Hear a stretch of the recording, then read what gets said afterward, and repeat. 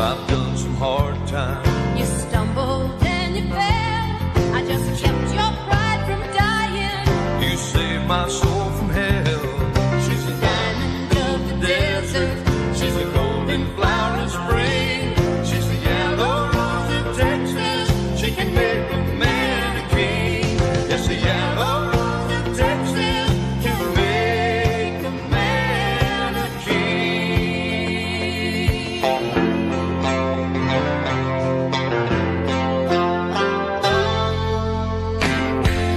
Real country. Now in Beacon and Newburgh at 96.5 FM.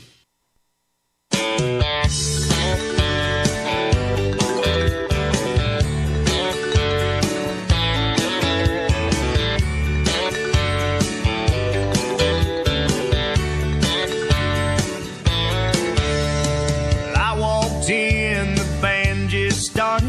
The singer couldn't carry a tune in a bucket. Was on a mission to drown her memory, but I thought no way with all this ruckus. But after one round with Jose Cuervo, I caught my boots tapping along with the beat. And after two rounds with Jose Cuervo, that band was sounding pretty darn good to me.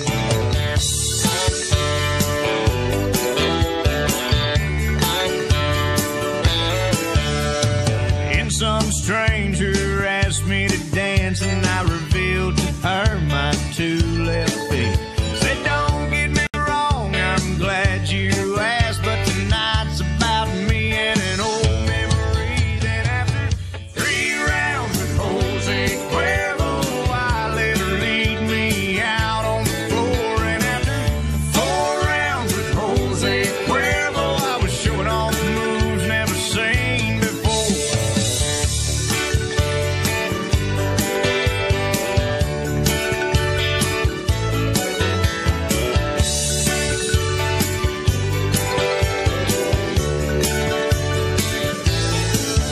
Well, round five or round six, I forgot what I came to forget. After round seven, or was it eight, I bought a round for the whole dang place. And after 9 rounds with Jose Cuervo, they were counting me out, and I was about to give in. Then after 10 rounds with Jose Cuervo, I lost count and started counting again. One round with Jose Cuervo, I went 2 rounds with Jose Cuervo. On 920 WGHQ. You're listening to Kingston Community Radio on WGHQ Kingston. On your radio at 920 AM and 92.5 FM, and also online at mykcr.org. We are Lions. We bring hope where it's needed, support causes that matter, change lives, change communities, change the world. Visit lionsclubs.org to learn more. Introducing the YMCA. Sure, you know the Y for a swim or a game of hoops, but we're more than that. We're a cause. When you take a jump shot at the Y, someone else is getting job training. Practice yoga as a team practices her leadership skills.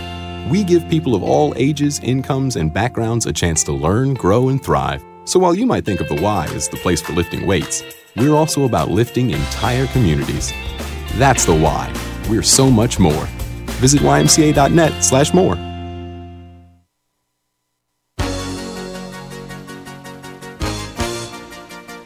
Hi, this is Winnie from the Rosendale Seniors, and I support Kingston Community Radio, and so should you.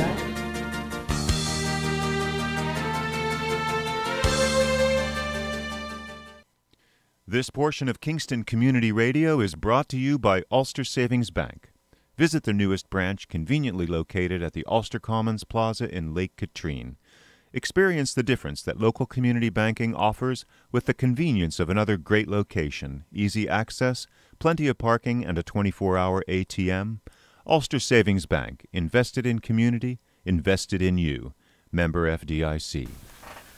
Good morning, Ulster County. It's Good morning. Heidi and friends, joined by my good friend, Len Bernardo. Hey, Heidi. Good morning. How are you? Lovely. Good. It's a lovely day today. A lovely day in the neighborhood. Yeah. So they're saying some snow maybe over the weekend. Oh, really? A little bit, but a lot. Well, that'll be nice. It's going to be just north of us, actually, the heavy snow. They say Massachusetts, 6 to 10 inches. Oh, wow. Yeah. But it's just missing up. It's going up the coast, so that's a good thing for us. So anyway, how's it going? It's going good. Good. I've got no complaints. It's been it's the week after Thanksgiving, and Thanksgiving was strange for us. Uneventful week. Yeah.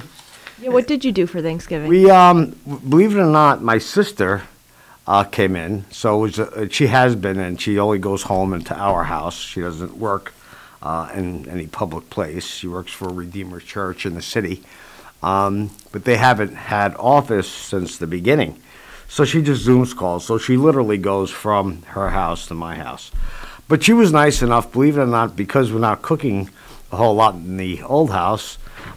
She went to Trader Joe's, of all places. She got this turkey breast and stuff, and Terry did make some sides. Where were you?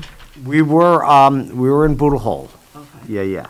So that went fine. We had a great time, and that was that. And we're living and sleeping at the other place to test it out. There's still work to be done. Well, it's no test. Well, we're test driving it. If we don't like it, we're going to give it back. Yeah. But I'm suffering my mask today. You might have to take the mask off. No, I'm not really sure what to do. I'm not going to. But the upside is everything's really working out well. Good. The house is fun. Terry's 10, 20 minutes to work. Good. You know, so that's a positive thing. But it's just I had to bring my coat to see if I should get rid of it. Yeah, that's definitely been very worn. It's a worn coat. It's a probably 35-year-old jacket. It's my best. It's like Rocket, the dog that we just lost. And on my coat, it's like I'm going to go into major working depression. on the sweaters next. Hey, Wayne and I love these sweaters. It's a Sam's Club special. But worn them for years. Worn them for years, yeah. Heidi has a couple of pet peeves. That coat should probably not leave the yard. That's just my advice. I see you haven't shaved. Shaved? There's a beard. It's a beard. So it's, it's after November. Yeah, so Terry reminded me. Anybody out there who participated in No Shave November may now shave. Shaving should commence. So I could start this week. You should probably shave, yeah. That's okay. All right. So nonetheless, good. Well, that was a good Thanksgiving. So yeah, it was good. It was quiet. Usually Terry has a girlfriends up from Maryland once in a while, or Jeannie or whatever, and they didn't obviously come up. So it was a little quiet. It is what it is. We have to deal with it. How about you? You usually have a packed house. Yeah, I was definitely. I usually have about 20 for Thanksgiving. And 6 or 7 of us. And you do something really nice. You always have someone that's not a family member or a friend or something. Yeah. That started a while. I feel weird saying this, but it was 1997. Somehow I got overlooked on the Thanksgiving invite. My mom, as you well know, worked in the restaurant business. So it was usually up to a family member or, Wayne's family. Right. But that was at the height of Lydia's Country Deli, and my mother-in-law would bake a crazy amount of pies and be super busy. But somehow in the shuffle of things, I didn't get invited for Thanksgiving somewhere. And I was like, I didn't think it was going to be a big deal. I would just stay home, and it was awful. Was it really? I decided back then that I would never let that happen again. Right. So I always cooked my own meal. Right. And then, we always, between my mom, myself, we always bring in somebody that, not that they don't have a place to go. Right, I understand. Like you mentioned somebody last year, and stuff. We typically have, my mom will just meet people at her job and say, I'm having so-and-so, can they come for Thanksgiving? They don't have a place to go, yeah. Right. So typically it's about, 20 or... That's really a nice thing to do. 20.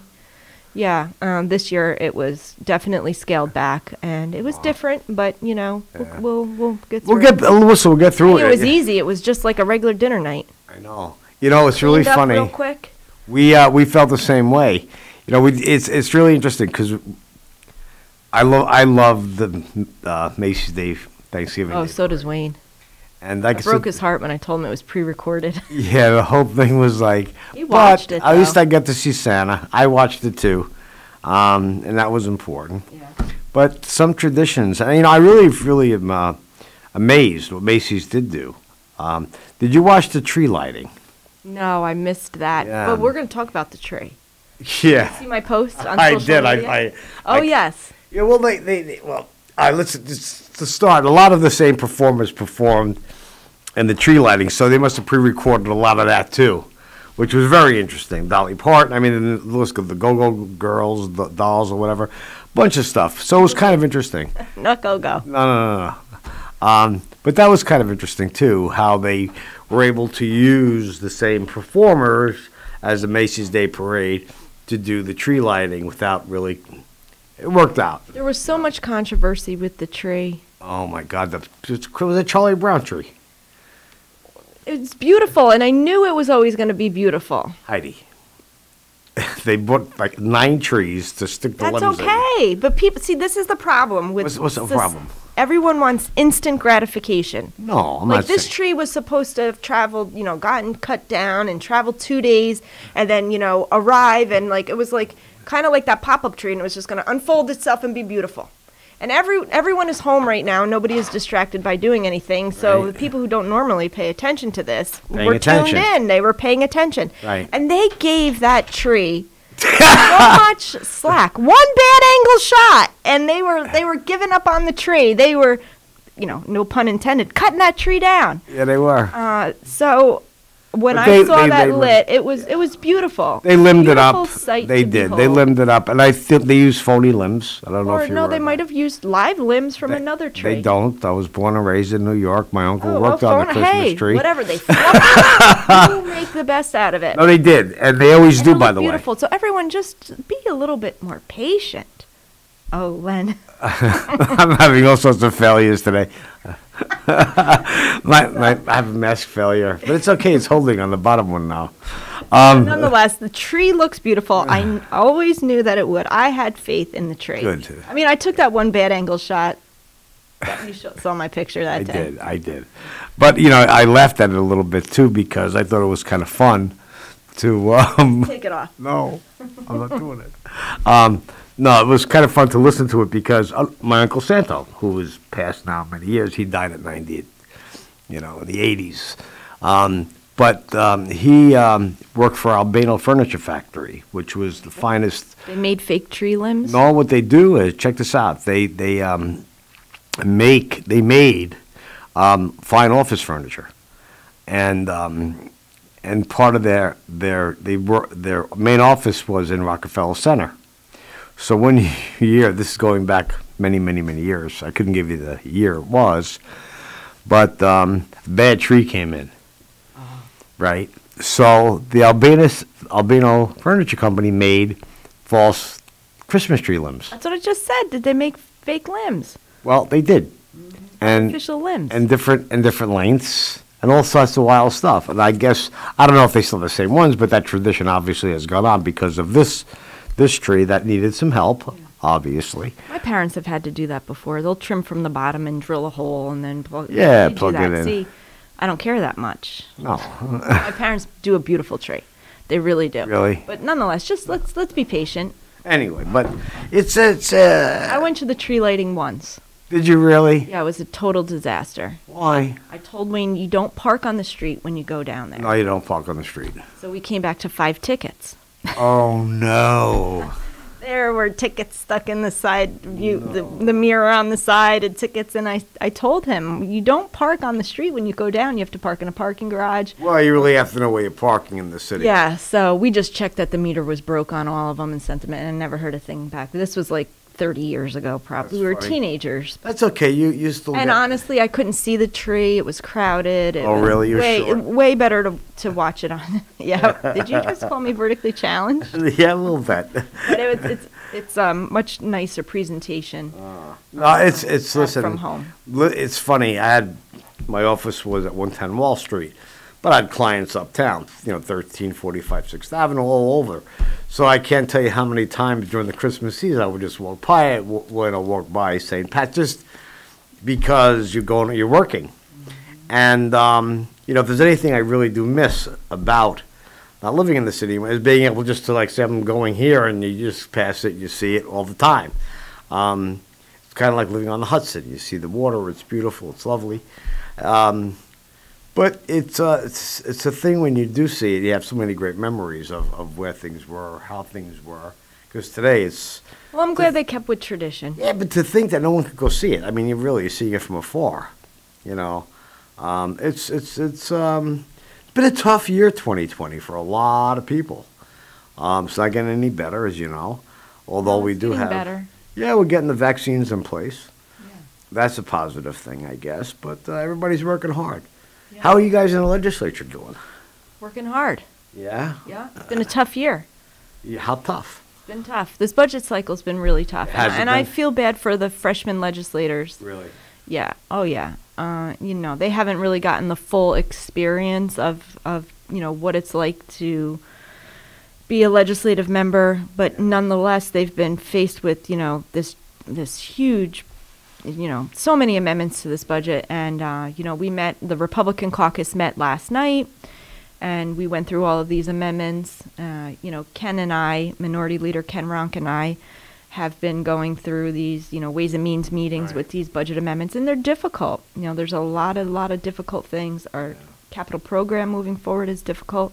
Really? So there's a lot of moving parts to this. There's a lot of difficult decisions to be made, and it's had its challenges for sure. I'm sure it's going to. You know, here we sit, and you listen to and read the papers as we have them sprawled over the table here, and you hear about so many different things.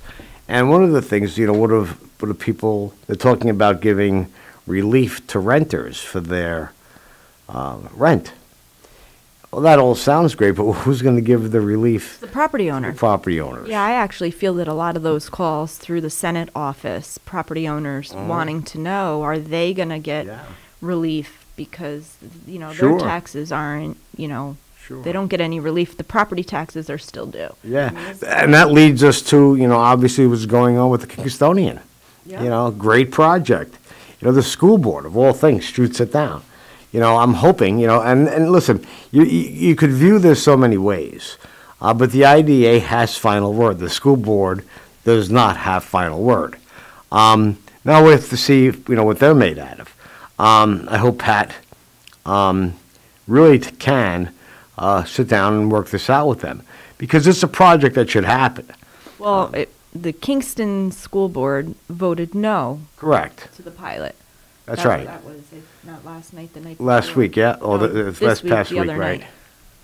Yeah, early. So I got to tell you, it's almost, you want to say to yourself, okay, they had their say.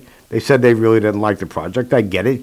But everybody doesn't have to like it for it to work for everybody. Because if it doesn't happen now, it's not going to happen. So the money that you would not have had, you don't have. And the possible money that you could have had, you're not going to have.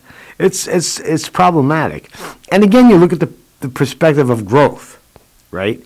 Here's a developer who's willing to, during these crazy times, do a project that's only going to create some beautification in the area and needed housing. So it's an ebb and flow thing.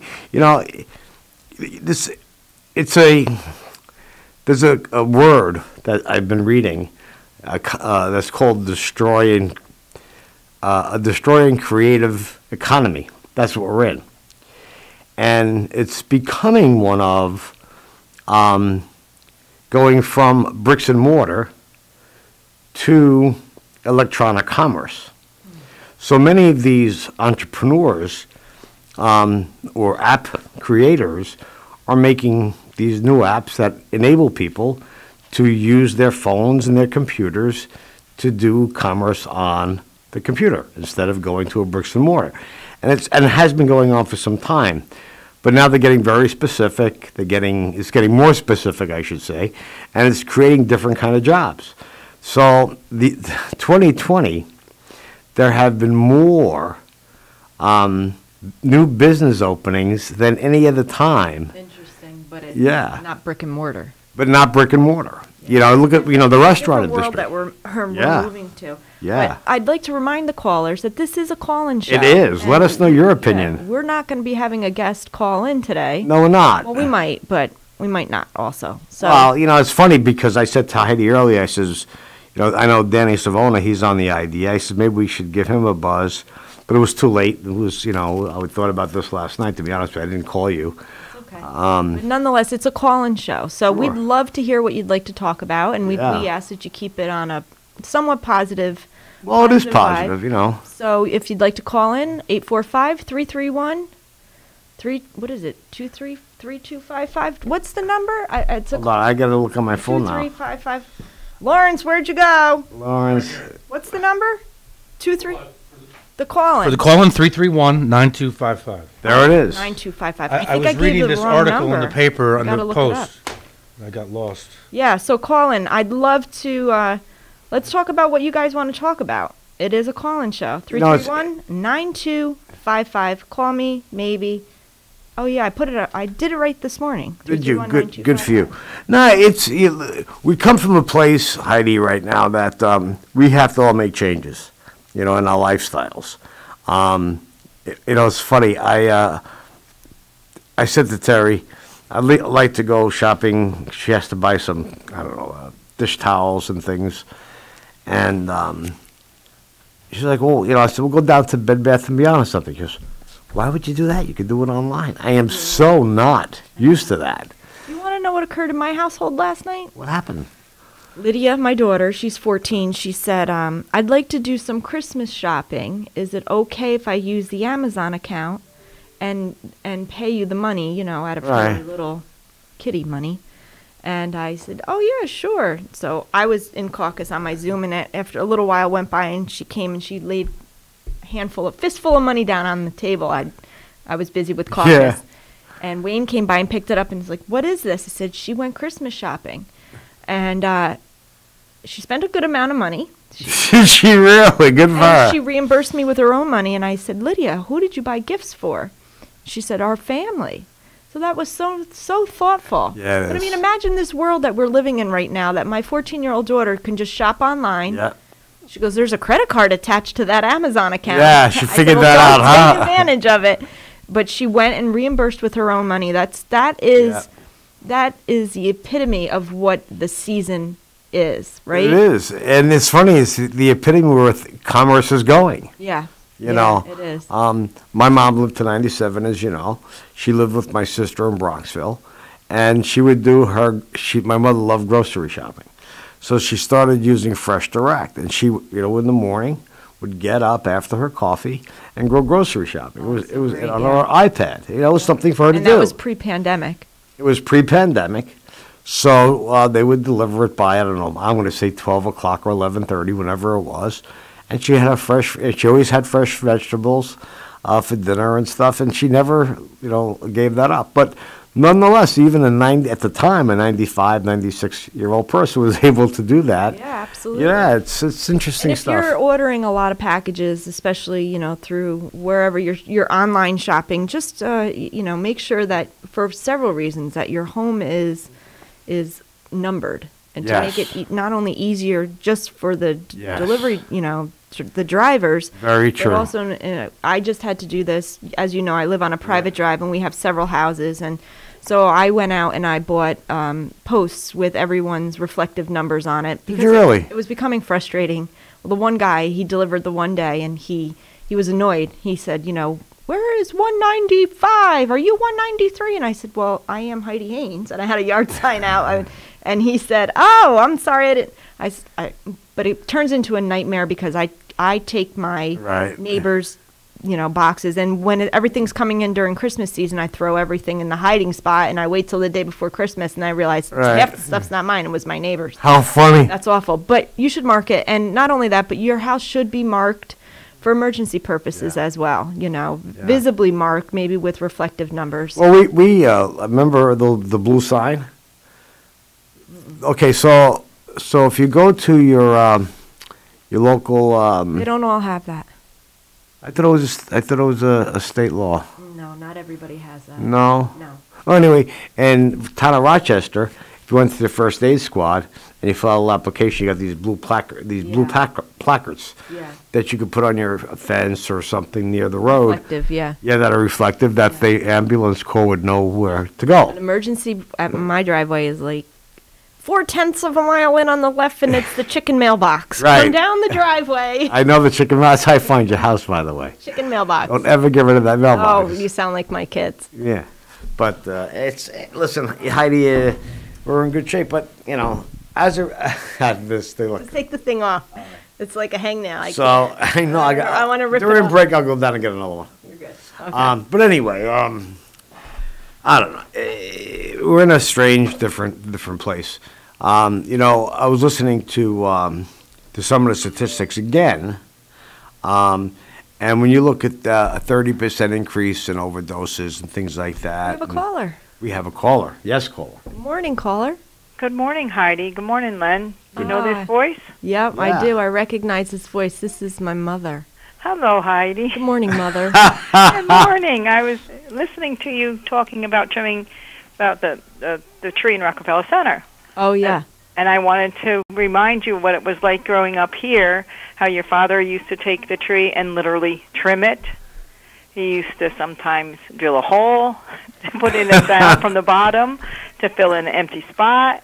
And that's what it reminded me of when you were talking about that tree. You can't just look at the tree the way everybody else was looking at it. You got to look at what you can do with it. Yeah. Sometimes we all need a little help. Yeah, that's Yeah, me too. I mean, and my parents are like Sometimes the tree experts, my parents. Yes, that they really that they could take the ugliest tree and make it look so beautiful. He would, put it on a box sometimes or Yep. something higher so he had more room for the train underneath it. Yep. Sometimes he'd get a tree that we took half the bottom off so it would fit in our little 8-foot ceiling.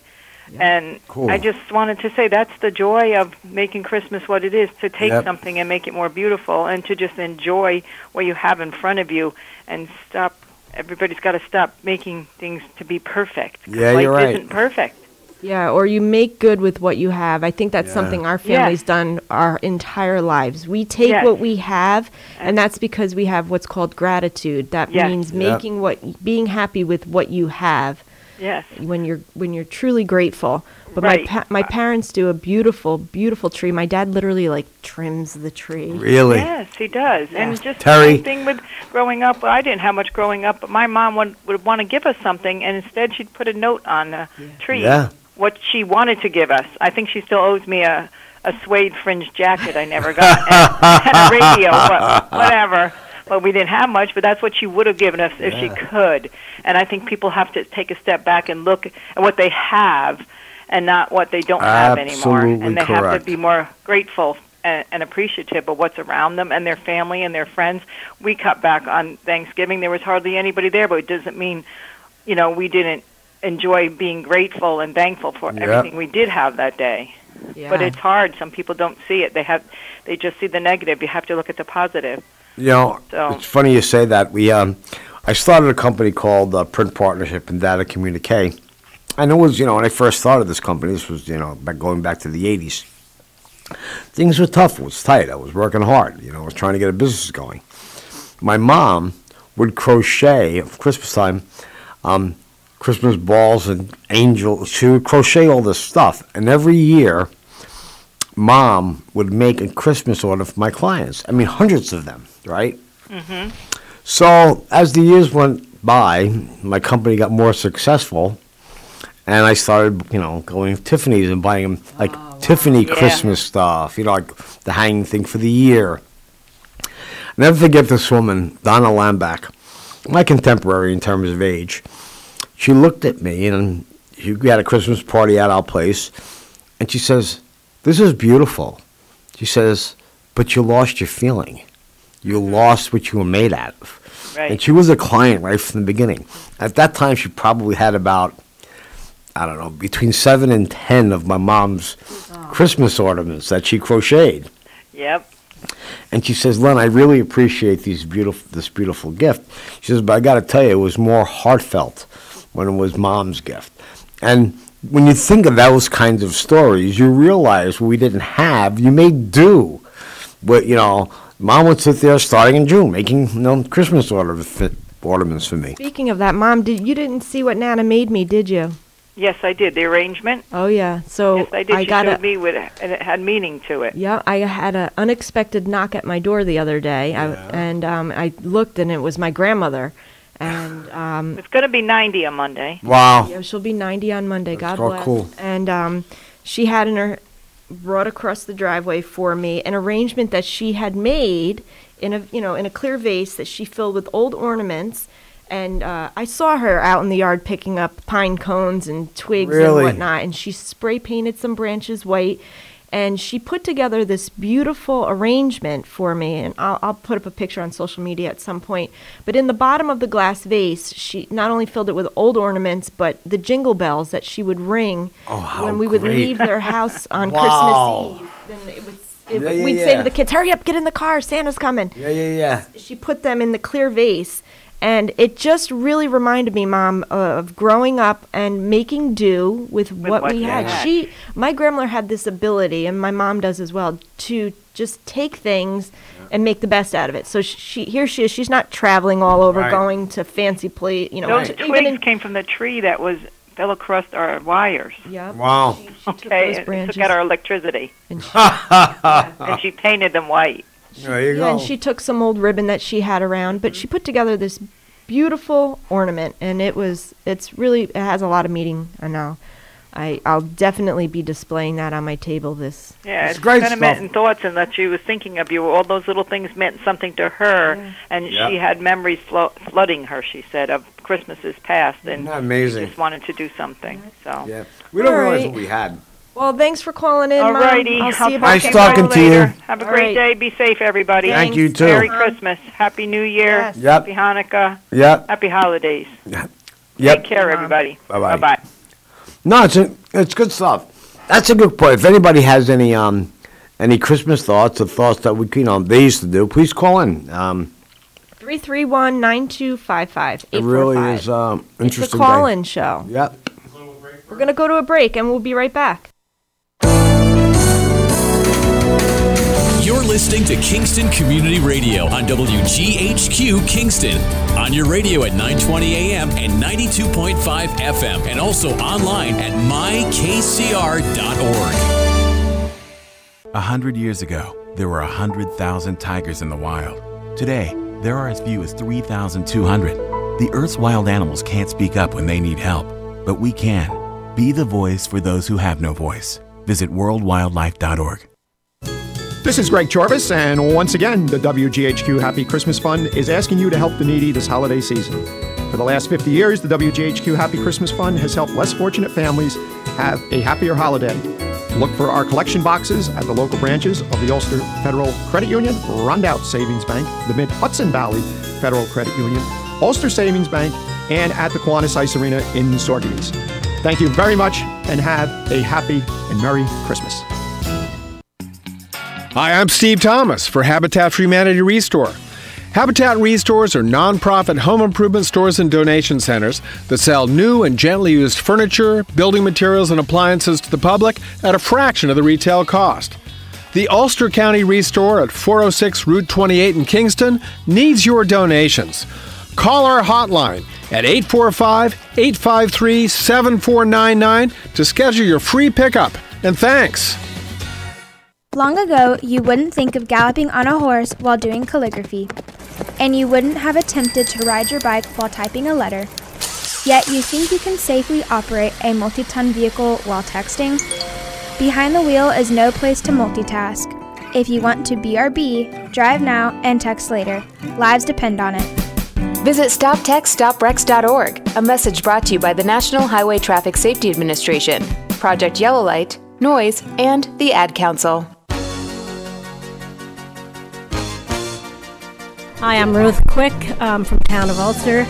I support Kingston Community Radio, and you should too.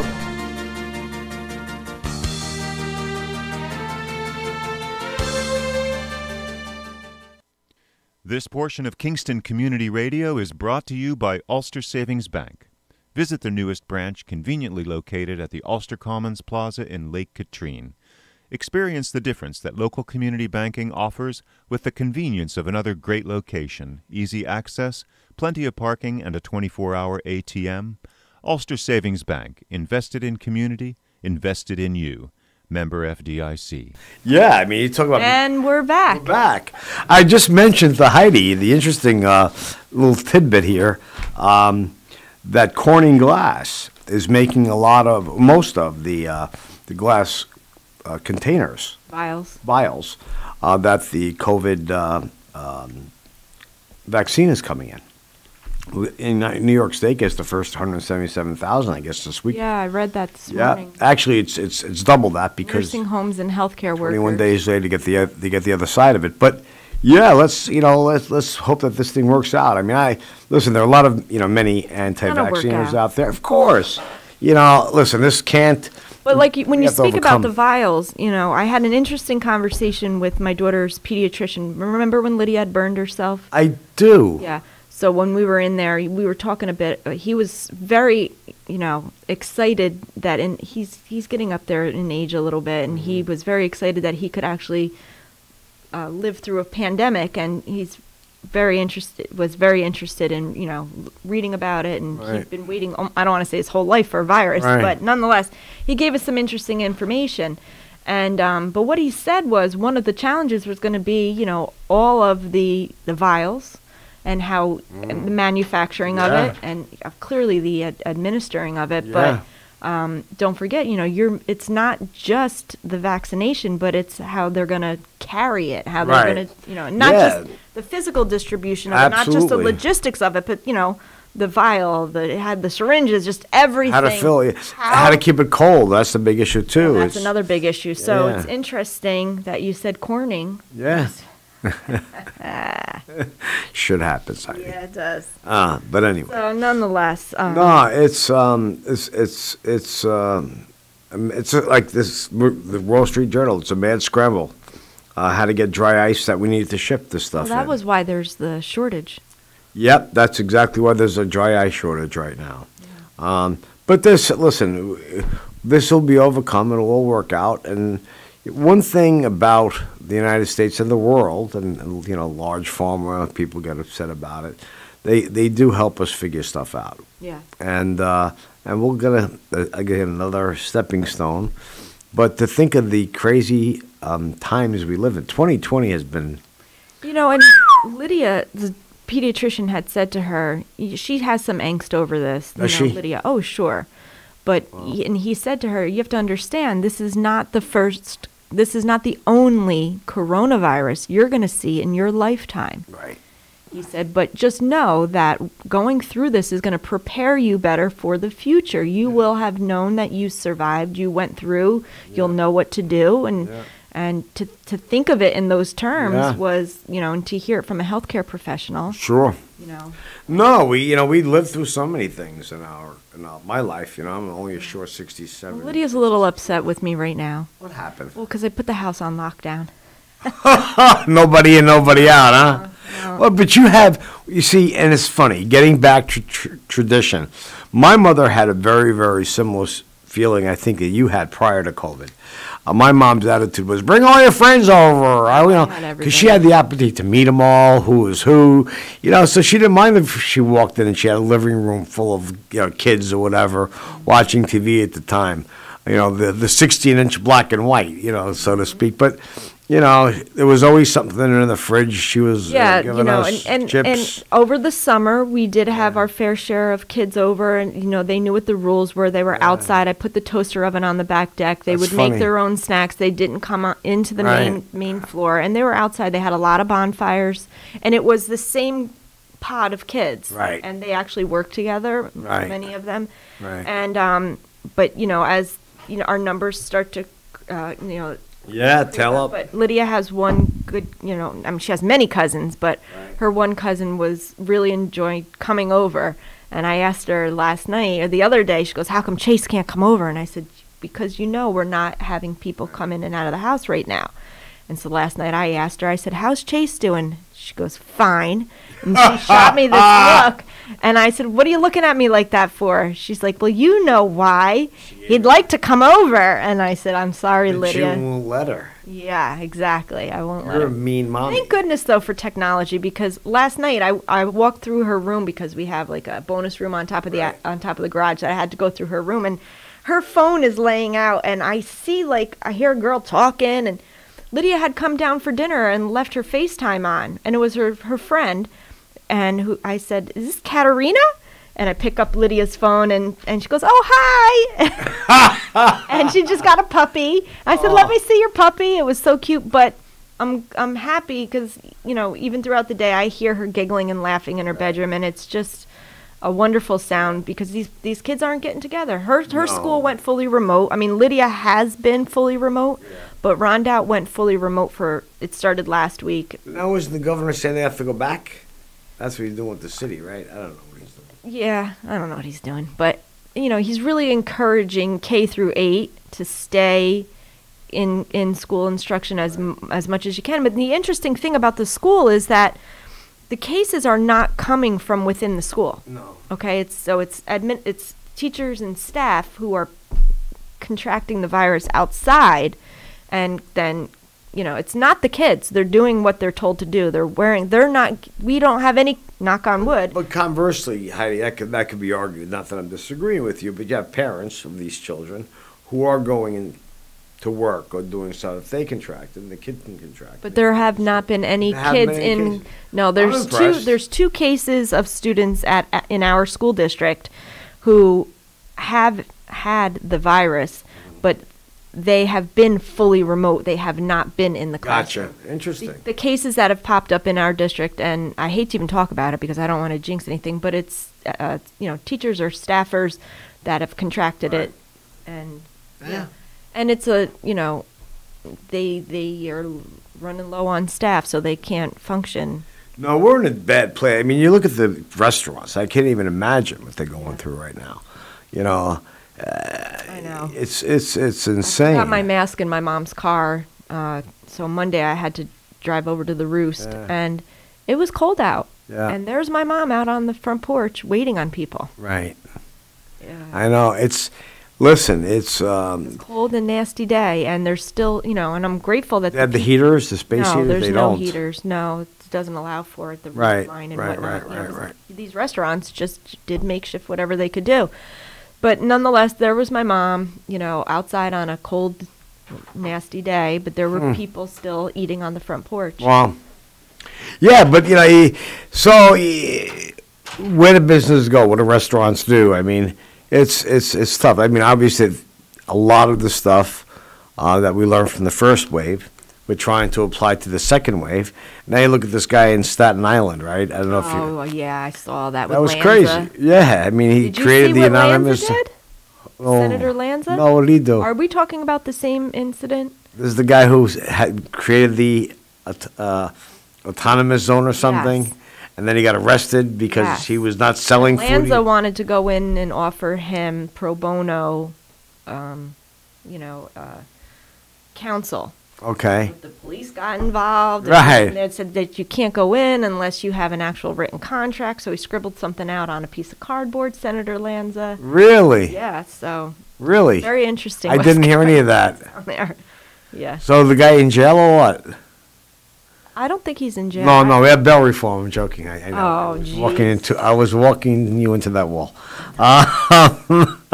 No, but when you think that business owners, like they have to pay rent or they have to pay for their mortgage, and they're not working. So what does that look like? This is really. Speaking of paying rent, I had an interesting situation, and I don't really want to speak about. I don't want to speak about location. No, don't talk about location or people's names or whatever. But so, hold on. I want to get the actual proper name of it because I don't want to. Just give me 1 second. Oh, we have this interruption. Please call in. Oh yeah, don't forget. It's a call-in show, 845-331-9255. Okay. So there are people who take over other people's properties. Squatters? Exactly. And it's called adverse possession law. Yeah. So if you have a property that you have not maintained, or maybe a property that is going for back taxes and no one's been in that property for a bit of time, and somebody decides to take up residency in it, Right. and they can claim this adverse possession law, which is basically Right. squatters' rights, after being in there for 30 days, Right. you now have an issue, a situation, whereas you need to start an eviction process, which you can't evict anyone right now. Oh, God. So check your vacant properties. We have a caller. Good morning, caller. Good morning. How's everybody doing today? Good, George. Good. Good morning to you. Thanks for calling. Hey, I heard from when Cahill was on, your party's still alive. The Libertarian, or I mean, not the Libertarian, but the Independence? The Independence Party? Yes. Where did you hear that? Was he speaking on that? Yeah, because I was asking him how about the way that the governor rigged the thing this year to get rid of all the like the working class party and working families party, or the other parties. Did he mean the WFP? Maybe the Working Families I think Party. he meant that the Working Families Party secured enough votes to stay alive, but unfortunately, our did party did not. Our Brock Pierce, it just didn't bode well for him. It didn't work out.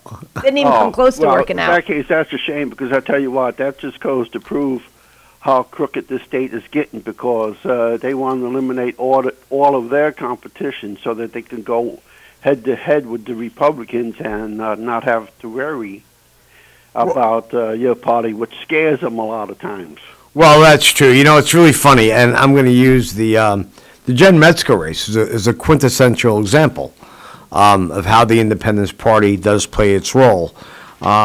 I met with Jen, obviously, early on, and she was looking to do the line. We had a nice chat. We had a wonderful chat, quite frankly, over breakfast. And I explained to her where we were and why we were supporting her opponent, Mike Martucci, who ultimately won. With that said, we supported Mike Martucci, the Independence line. He wins by about at the end of the day, he'll win by about 500 votes. And he got 4,000 votes on the Independence Party line. So you could see that was a situation, George, where without that 4,000 votes, or how that 4,000 votes would have split, the outcome could have been different in that race. But you still had the conservative line, you still had the working families line, and we hope to try again during the gubernatorial race to get our line back on the ballot. But no, there are moments in time that it does help people. That's for certain. Right, and I tell you what's going on now nationally, from what I heard this morning, that Georgia, the governor just ordered a signature verification audit down there because of the videotape that surfaced with them chasing out the poll watchers and pulling out suitcases of ballots. Yeah, that's interesting. Let me speak at that for a quick second. That's a very good point. But here's the situation: in order for that to happen, their Senate and Assembly have to come back and vote on it, and they don't know if that's going to happen. And the governor himself cannot do that. I guess what he was saying, if I understand you correctly, as we get past this special election and into their next session, they're going to try to make sure they can do that. But I think every state should do that, quite frankly, not just Georgia, have a photo ID. I think, I would love to see photo ID and stuff, because how many times have you, I've been working in polls in recent years, except for this one, where people have no problem pulling out the driver's license. Here I am. What's wrong with that? You got to show ID to buy a pack of cigarettes. Yep. You got to show ID to go into federal buildings or fly. And to do something as important as voting. Yeah, and you also have to show with all the irregularities that we had with this election and stuff. It would be a feasible thing, and I tell you what, they really ought to take a closer look at the absentee ballots and stuff, because you just can't mail those out to everybody. No, that was a failing on Board of Elections. Not our Board of Elections, by the way, but other states. Right. We You've made so many valid points here. And like the Congress person upstate Tenney, who's running, yes, that Tenney. That's a crazy race. All of a sudden, they find 55 ballots. Yep. It's a crazy Come race on, right now. Give me a break, people. Hey, the election's been over for, what, well over 2 weeks, and then now that it looks close, you want to come up with extra ballots? Now, George, they have coronavirus at that Board of Elections. Right, yeah. I tell you what, that was all over the place. But I tell you what, the way that they're finding ballots well after the fact from both sides, that's strange. That should not be. Because and extending the deadlines like they did, people had 10 days of early voting. They also had times where they got the ballots early to mail them in, fill them out and mail them in within the day after they got them. There should not be that many extensions put on that thing. Yep. Come on, people should know on election night who the next political leaders are going to be. Oh, I don't know that's going to... What's that? Right. I don't know if we're going to get back to that. I mean, Nah. I really don't know that we're going to get back to that. But You're leaving open a lot of fraud and stuff that can come out from extending the period of when everything can come in. And certain states have where you can harvest ballots. Give me a break. Listen, Joe, that's different. Yeah, listen, Joe Have you DeFalco. noticed the number of 90-year-old people who actually voted this year from nursing homes? Yeah. Yeah, tell me that happened. Yeah. You know, it's funny. Joe DeFalco made a Facebook post. I think yesterday, whatever. I read it today, this morning. But he said that, you know, he's a knock on door, get signature during petition machine. And, you know, he always said, you know, going through the voter list that he has and knocking on the doors, he says that, you know, he finds many, not just a few, a lot of bad names on the list. That voter list has not been purged, he's suggesting, in 20 years, and I have to tend to believe him. And that's where the problems lie. It's like, you know, if someone can get their hands on that list, so to speak, that are active voters, by the way, and start voting those names through absentee, that's a hole. That's a major hole in our system today, and just here in New York State. Again, you know, when you look at places, you know, like we have to use photo IDs for school board votes because you may be out of a district by a block. So why not in a general election? It's the most important thing we do. Right, we have the capability now for the swiping. Back in that 100% all the time. Yep. And I tell you what, and some of the stuff that does go on at the poll does need to be looked at to where, like, you got poll watchers that were threatened for doing their jobs. It would be easy, but the people like with the book, you hand them your license, say, look for your name. Now you have to sit there. I don't let people know me, but it's like BER, and they're looking through like. No, but the new kiosks, the tablets that we have the capability to swipe your driver's swipe license. that in early voting, Barcode. right? Yeah. So, yeah. Well, even in regular vote, you know. Is that right? Yeah. I didn't vote regular. I voted by mail, so I wouldn't know if that existed this year. Right, George? Yeah, the first year that they had a kiosk, I was down in Highland working early voting, and I used it down there. Yep, at that that's time, what I used and it. It worked out pretty good, but I hate electronics. I'm the one who just give me the piece of paper, and I'll print up your ballot, hand out your ballot. Yeah. Well, what they're finding is that there are a lot of ways to manipulate electronics.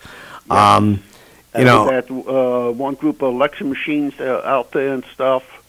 They said they had problems that a lot of states said they didn't want them, and both sides were saying that they didn't want them way back. All of a sudden this year, they're being used in a number of your key states. Yep. It's something where it smells to high heaven. And the other thing that I'd like to say is, you remember just before Thanksgiving where our fantastic governor put the restriction on the number of people you could have in your home over Thanksgiving? And then got mad at, like, a local sheriff who said that, no, we're not going into people's homes to check them on Thanksgiving. And he turned around and called the sheriffs dictators. That is totally uncalled. You got those guys out there putting their lives on the line every single day. Yes, and that's for true. this governor to call them a dictator, he's the dictator. You do it my way or it's the highway. No, pal. We got an elected Democratic government here. You're not supposed to be the dictator. Yep. But thank you, people, for being there and keeping up the good work and stuff. And you guys have great shows, and I listen to all you guys every morning and stuff from Monday to Friday. And hey, I'm a big supporter of KCR, and I really love people to donate to KCR to keep it on the air and everything else, too. So have a great day. Good luck with the rest of your show, and talk to you soon. Thanks, George. Oh, thanks so Stay much. well. Have a great weekend. Yep, you too. You know, it's really funny. There's a lot going on with this whole fraud thing. You know, and it's sad in a way because we want fair and open elections, right? And all this is proving that we don't. I saw an interesting. I guess it was Biden speaking about Trump going to the inauguration, right? And the man made a valid point. It's not about if Trump disagrees, if he thinks there was fraud. We know there's yeah, but possibly the question fraud. is, was there enough fraud to actually overturn? Well, the that's result? what Barr suggested. There's not. Yeah. But then when you see bags full of ballots being taken from under a table, I mean, That listen, is the anomaly maybe. I hope. No, illusion. Yeah, an illusion. Yeah, right. Not anomaly. Right. The illusion. It's the illusion. A lot of illusions. But whether it's true or not. I just am very concerned that we are, chipping away at the integrity of our voting process, and that's not, and that's not something that I want to see occur. And a lot of this rhetoric that's going on that's exactly what it's intended to do, and that's, I mean, there's no doubt that there's some things that, with everything, nothing is perfect, right? And we can always make improvements, but I don't know. Yeah, when you hear, reports of a young man who drives a truck going from Bethpage, Long Island, to Pennsylvania with a truckload of ballots, it's problematic. Well, it is if it's true. Huh? He wrote an affidavit. Would you sign an affidavit to go to jail? No, because I don't lie. Right. Maybe he doesn't either. Right. That's why that. Right. So you don't know. I don't want to go to jail anytime Maybe this soon. kid doesn't want to go to jail either. My point is, and that's exactly the point, there are a lot of sides to every story. But the integrity we have to figure out a way to maintain it. Yeah. And getting back to what George said, maybe the right way to maintain it is using photo ID. Let's give into it. Let's do it. And I think that's a very, very valid issue he's making. What do we go to the finger in the purple paint, right? There are so many ways to do things. And if it gets that bad, well, that's what we have to do. But it's not a good situation. So back to my adverse possession. Okay. So can you believe this? Nope. It's truth. How could that be the truth? Because, and it's like a nationwide thing from what I find now. There are, out west, I saw an article regarding, homes that are for sale. Like you. I said this to Wayne. Imagine if, you're moving into moving up to the lake house. Right. Buddha Hole is for sale. Right. And someone comes along and they're just like, well, I paid my taxes, so that's a different situation. no, this is what's occurring. They are literally moving into your homes that are for sale. And now you have a situation on your hands, whereas you have a squatter because you didn't check on your property in 30 days. They get a driver's license, they're getting mail at your house, and now you got to evict them during a moratorium on evictions. So what do we do about this, Heidi? I don't know. Well, I tell you. Check your property. I go every day Check anyway. your properties, whether they're in, Right. about to go for back taxes, whatever. If you don't want somebody taking up residency, people are bold and they are emboldened. And I was raised to know that, my dad always said, was that yours? No. Why did you touch it? Right, exactly. If it doesn't belong to you, You don't go near it. You don't go near it. That's But right. this is not the mentality of certain people in our society today. Okay? You have no business being on property that you do not own. Well, so, but that rings true in so many instances. You guys, as a legislature, are going through a very, very difficult budget season. There are programs that need the money. There are issues they need the money for, not to talk about specific ones. It's improper until you guys come up with a budget. The point is that we have to have a way to make people accountable for what they're taking, whether it be money from our local government, out county, to use it in a positive way. So you have to ask yourself, Heidi, when you go through this budget season, Do you have the correct mechanism in place to make sure they're accountable for the money that you're giving them? Yep. Right? And you can't, listen, I remember years that, people were asking for $10,000 because something happened to someone in their community to do a scholarship fund or some wild thing. That's the kind of thing that has to stop, because how do you know? What do we have in place? Documentation that Right. has to come forward, Well, do we have it in place is the question. I don't, I'm it's saying good, yes, fine if you do, actually, right. yeah. I'm saying it. And that, those are contract for services. Correct. That the county does. And, typically it's the same groups. Every couple of years we get a different one will come forward or whatnot. And those have been very challenging. Even last year we had to actually reduce the awards. And moving forward this year, we had to take another hard look at, whether we were going to fully fund them or give them a reduction in what their request was.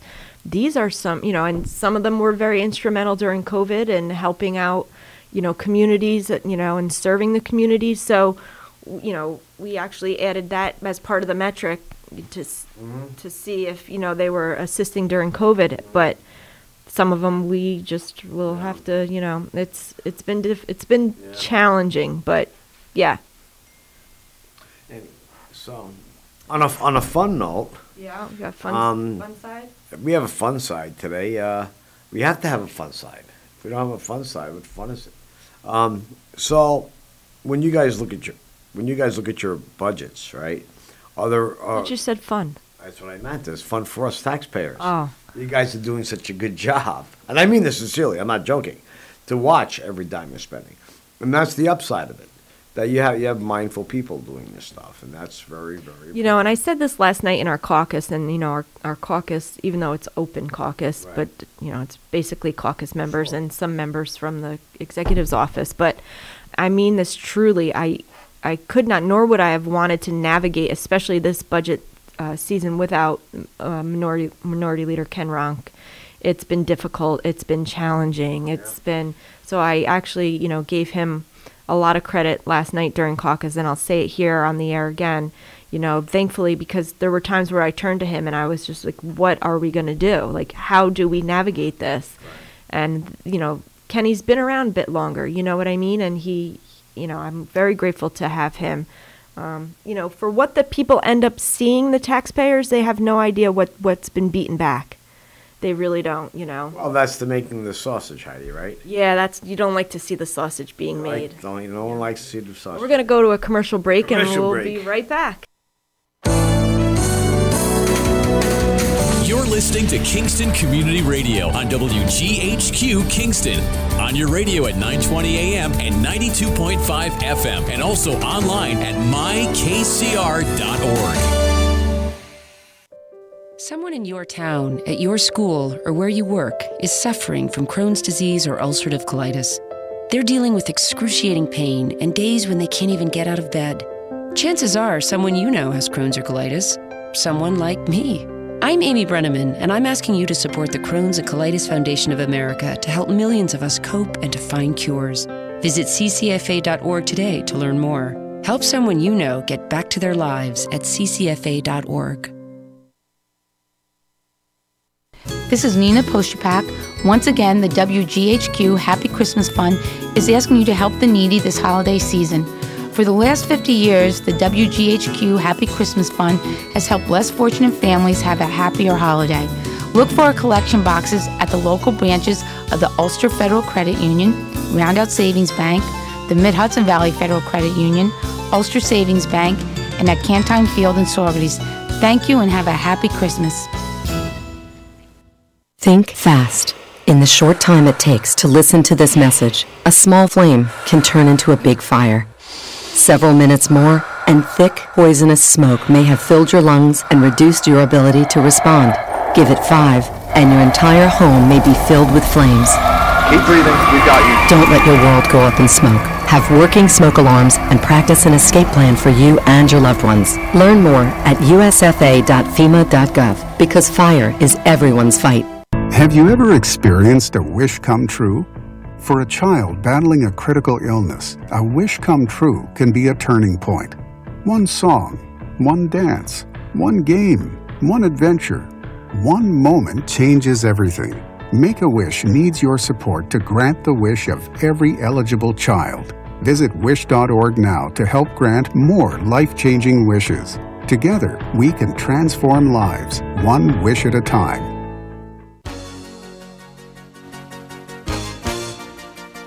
Hi, this is Winnie from the Rosendale Seniors, and I support Kingston Community Radio, and so should you.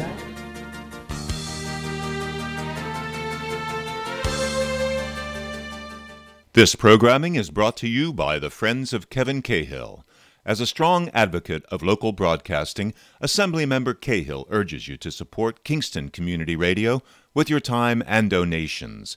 Your contributions keep KCR vital and on the air at FM 92.5, AM 920, and on the web at mykcr.org. Please join Assemblymember Cahill and send your gifts of $10, $25, or more to Kingston Community Radio, Post Office Box 4364, Kingston, New York 12402. Together, let's keep KCR alive. And we're back with our Boyce Dairy Milk House. Hey, it's birthday funny time. Birthday time. So what we have here is Jeff Bridges is 71 today.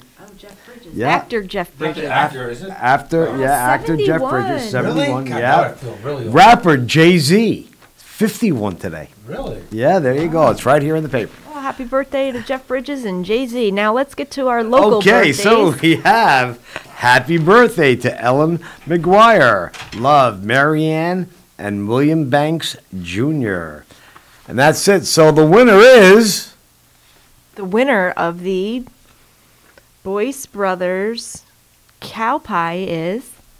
Ring, Elaine McGuire. Stunning. Oh, congratulations, Elaine. Yes. Moving on to December 5th. Yep. Saturday, December 5th, we want to wish a happy birthday to Karen Aspromonte from your friends at the Hurley Pearlers. And the winner of the Boyce Dairy Milk House famous cow pie for December 5th is Karen Aspromonte. Yippee! We have another special birthday on December 5th. We do. Who's that? That would be my dad. Nice. Happy birthday. So happy birthday, Dad. Maybe how do you buy you a pie? Cow pie. Maybe. We'll see. Or maybe ice cream cake. From Boyce Brothers. That's okay. Okay, moving on. Moving on. December 6th, we have happy birthday to Harry Van Fleet from Marianne and William Banks Jr. Then we have a very special birthday to my wife, Marianne Banks. Lots of love, William Banks Jr. And on this one, he actually stated her age, but I'm not going to state it. And the winner of the Boyce Dairy Milk House Cow Pie is Marianne Banks. Oh, congratulations, Marianne. So go enjoy your cow pies, guys. Enjoy your birthdays. Happy birthday to all. Oh, I have one more very special birthday. Boy, special very birthday. Yes, my grandmother will be a milestone 90th birthday on December 7th. Again, it'll be a little bit difficult to celebrate this year, but we'll figure it out. But wishing my Nana very, very happy 90th birthday. I'll say from all of her what she calls 7 gems, which are her children, Diane, Doreen, Dolores, Donna, Jean, Bill, and Ronnie, and Heidi and Gina, and all the rest of her grandchildren. Wishing her a very, very, very happy 90th birthday, Dolores Lambertson. It really is stunning stuff when you think about it, right? You know,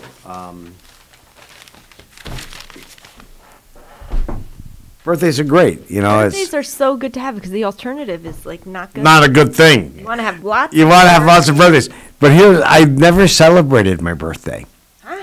I know it sounds crazy. I celebrate my birthday for a month. I know you do, and a lot of people do. I love my birthday. Drives Terry crazy. It's like I don't know why. It's just in my head. I just can't. You know, I know it's my birthday. I get it's my birthday. I don't want to. I'm at an age. I just want to accept it. What month is your birthday? None of your business. What are you back at? No, April 4th. Are we writing a book? April 4th. April 4th. Yeah, and did your birthday ever fall on Easter? It has. Yeah. I was born on Holy Thursday. Palm Sunday. Oh wow. Yeah. Anyway, but I was never a big birthday person. I mean, I don't know why, but that's what it is. But I'm happy that people love their birthdays. Presents. I'm sure. You like breakfast. I like shopping. Which, oh my gosh, I really do miss shopping. You know, it's, you had an experience shopping, right? You went up to Albany and you ran into a lot of people shopping. Oh, that was bad. That was poor Lydia's That was not a birthday. great experience, I No, get it. that was an experience that I promised Lydia we would go to Crossgates Mall for her birthday. That was back in November. Right. We drove up, we went into one store, and I realized that we had made a terrible mistake. Yeah. And it was too crowded, and unfortunately, we had to leave. Yeah, I can't shop online that well because I need to feel stuff. I mean, I'm weird. Like, I want to smell it. I want to feel like... I get it. I had to get some beauty supplies the other day. You're a sensory buyer. Yeah, like, I need to were feel talking the about- quality of the sweater. People were talking about this online. Okay, I thought I was the only No, you're called a sensory buyer. You are very, very rare. Oh, I went to Ulta, which is a beauty supply store. And I can spend so much time in Ulta just smelling the creams and the perfumes, and even makeup has a scent. You're no longer, this is a very female thing to do, but you would take the lipstick and the tester and maybe put it on your hand. How do you know I don't want a lipstick? You may. That's quite all right if you do. But I would take you would take the lipstick and, rub the shade on the Right. top of your hand here, Right. and I would smell it because I don't like perfumed lipstick. But you can't touch any of the testers anymore. I never thought about that. Yeah, so they're all wrapped in plastic. So you can look to see if maybe you like this shade, but you cannot rub it onto your skin. Let's see what it looks You like. can't take the blush and rub it to see if the color is a match or the I would have never concealer. figured that one out on this. I don't It's want very challenging. Wow. Yeah, not only that, but, even just trying on clothes in the dressing room right now, and you're standing there with, your mask on, and it's, and fruit, like in the grocery store, I would try to smell some of the fruit, to see if it smelled ripe or. Right. It's strange now, right? Yeah, it's definitely challenging. But you are a sensory buyer. I am to a certain extent, but that's a very interesting point about the testing. Oh yeah, no, for the beauty products, there's no more. So, like I don't want to buy a body wash. It was just even like a Walgreens or what have you. I want to, pop the top to smell it. Right. I'm weird. I just go around smelling things. Because if it doesn't smell good, I don't want to buy it. Or if it smells offensive to me, I don't want to purchase it. It's hard to get, so I'm like, pull my mask out, try to smell a body wash. That's interesting because, a lot of the major department stores, Saks Fifth Avenue, Lord & Taylor, the whole issue of walking in Saks and going down the main aisle of all the beauticians, I guess, cosmeticians, what do they call them? You sit in a chair and you see all these women getting made up. It's all gone, huh? Yeah, that's gone for. They're there to assist, and they were helpful because, Right. I can't try the products on. This color blush really looks well on everyone. Well, I guess you can't change your foundation. No. Terry talks about foundation all the time. Oh, yeah, this is ridiculous. Do you know what this is like to wear a mask with foundation? It's like a joke. That's what I'm going to Terry take this said. off later, and you're going to have like this. That's why Terry's having such a difficult time right now with this Yes. whole foundation issue. Yeah, it's difficult. It is, huh? Yeah, we have a good makeup story, but we won't share that. What's that? What do we do? You probably don't want me to bring it up. I won't. Bring it up. Remember when we went up to Albany and we spent overnight in that hotel? You and Terry. We were there for the Nick Langworthy. Oh, yeah. What did we do? Oh, and then we went shopping for the hair thing? Terry did her makeup. Oh, she did. She did do her makeup. She looks pretty good in makeup. Yeah, she does. I know. I don't find that funny because that's an ongoing situation with Terry and I. Yeah, well, she used to polish her hair, too. She polished her hair. She loved that. She got to see it every morning she polishes her hair now. Her hair looks fabulous. Since you introduced her to the polisher, It's her a life hair has changed straightener. completely. But, it's really funny. As a husband, of course you love your wife's natural beauty. And Terry's a very, very pretty person. And in the city, because she worked, she was with makeup all the time and the kind of job she had, she was always made up. I mean, she worked for Ian Traeger, for Christ's sakes. So to not have makeup such a relief for me, 'cause she is my wife. I love her dearly. But when I see, like you witnessed it, right? These are the little struggles. Yeah. I mean, small in comparison to some of the other struggles, but nonetheless, they add to it. But let's just take a minute right now. You and I, we've said this on the radio before. We do share the same hairdresser. We do. And which I'm growing a mullet here, so I'll be visiting Marcy next week. Are you going next week? Probably. Yeah, I'm visiting her next week. A week after, if maybe. we could just take a minute here, her son Joe has been struggling for the past 4 years with Ewing sarcoma, and he goes for his scans today. Oh, pray that he's doing So if we could get a little prayer request going up. This is a young man who's a junior in high school now, or is he a senior? Junior. And he's been struggling with this terrible disease, and I really do believe that childhood cancer does not get enough attention. It's an awful thing, and they're a wonderful family. So let's put together a giant request going up for prayer request for sure for Joe today to get positive results on his scan. Every time I hear that he goes for a scan, I get a chill. And it's a couple of it's Marcy calls it scan anxiety. Mm-hmm.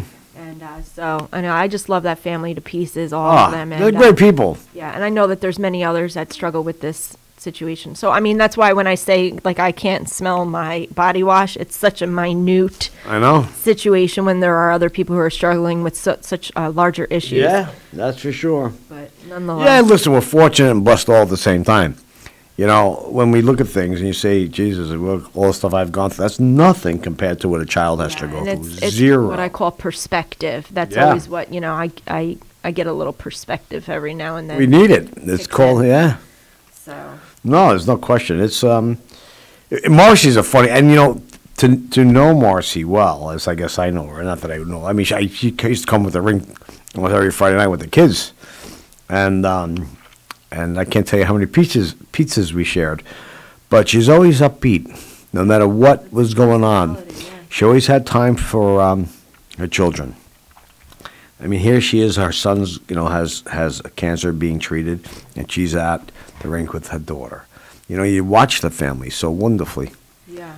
Well, we have another caller. Good morning, caller. Yeah. Am I on? Yeah. Yep. Yeah. All right.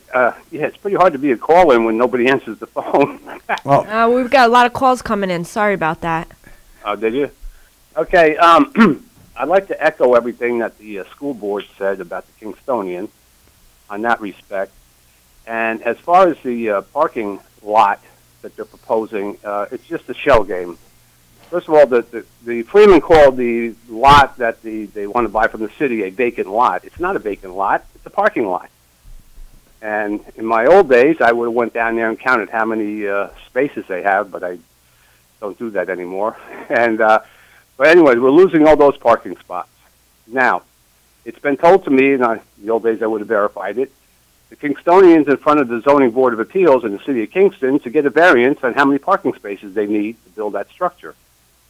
Because from my old days, every bedroom that you propose, I think, needs 1.5 parking spots, if I remember correctly. Okay? So, where do they propose that the people that are going to move in there are going to park?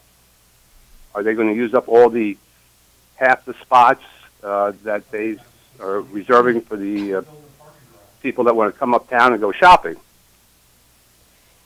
Okay? Now, did the county legislature check that out before they voted on this? Right. Well, they are building a parking garage. That's number one. No, I think what he's speaking to is the fact that the number of units is requiring a variance to reduce the amount of parking space. I think this is Phil. Is this Phil? Yes. Hi, Phil. It's been a bit. I haven't seen you in a minute since Amador's office. It's Heidi. Right. Yep. Yeah, I understand that. Well, what comes in front of the legislature is the actual pilot. But nonetheless, I understand what you're saying, and so it's clear to me that you're not you stand with the school board on this. Oh, definitely, but not only that. This is what I've seen happen in Kingston. I moved here back in the 70s from a adjoining town, and you know, people move up here for the quaintness and whatnot, and then they promptly start to try and change it. Okay? And that'll really change the skyline of uptown Kingston. Yeah. You know, people say, oh, how lovely it is. One person said it reminded them of New Orleans because of the canopies on the Pike plan. You know, and everybody keeps saying we need housing. For what? To bring more people up? Yeah, I understand your desire to keep things as they are, and you've been in the area for a long time, and you appreciate it for what it is. And at the end of the day, there's just some people agree with it, and some people don't. But I've watched the traffic increase here, substantially, and at what point do you say enough is enough? How many people can an area take? This is a colonial uptown Kingston. It's a limited space because the streets are still the same as it was when it was founded. They're narrow, congestion. Unfortunately, when do you have to say, okay, we can't keep growing? We've been on what? We had the emergency sales tax since the 90s, that 0.5%. And in that last, 20, 25, 30 years, we haven't had good times where you didn't need that emergency 0.5%, but you still kept it in. Well, thank you for the call, George. We'll talk to you soon. We understand your point and perspective completely, and that's why the problem that I'm having with that particular question is, what about all the tax revenue that Kingston's going to get? Remember 2 weeks ago when we were talking about, Kingston's open for business. It's not like these are out of town people coming in trying to ruin our business. These are lifelong residents, like the caller, that are trying to help out and boost Kingston's economy. That's stupid. It's absolutely stupid. The Kingstonian is a good idea for Kingston. It's not a bad idea. Okay, I realize that there's some, it's going to help all the businesses uptown. Okay, all the restaurants. If you walk, how many open shops are there on Wall Street right now? There's quite a few. Yeah. Abandoned. Gone because of COVID. Maybe even before that. I just don't see the people's gripes about having, why the Kingstonian is such a big deal. Well, we're always going to have a discussion, which is very positive. But in terms of the growth, I have to tell you something. What more people should be up in arms about, and why they should want this project, is what happened many years ago when you lost the post office. That was a gorgeous building, and we had a revitalization plan, right, which crashed and burned miserably. The reason why that crashed and burned was because, with all due respect, you took away the culture. This is adding culture. This is adding to the theme. This is understanding what the culture was. So this is a completely different dynamic and developer that understands the culture and what, is going to look proper and all that. So when people go through that kind of angst to get to that point of understanding the culture, making it fit to the culture, that's when we have to realize that we have a person or a developer that is willing to go the extra mile. And, when we talk about parking places and we talk about, Seco, you know this stuff better than I, Heidi. You served. You watched Williams Lake, right? Go away, I guess. No. Williams Lake's alive. Yeah, how many years has that been? Well, 14, but they're moving forward. Are they? Yeah, I'm very familiar with the whole spa thing? Everything, yeah. Really? Yeah, they're currently working on it, but... I mean, they have like a shovel in the ground? Oh, beyond that, yeah. Really? I've never noticed it. Total viable plan, yeah. Very cool. I know people who are working on the project currently. Wow. But with that being said, I am for development. I'm for responsible development. I am for housing for everyone.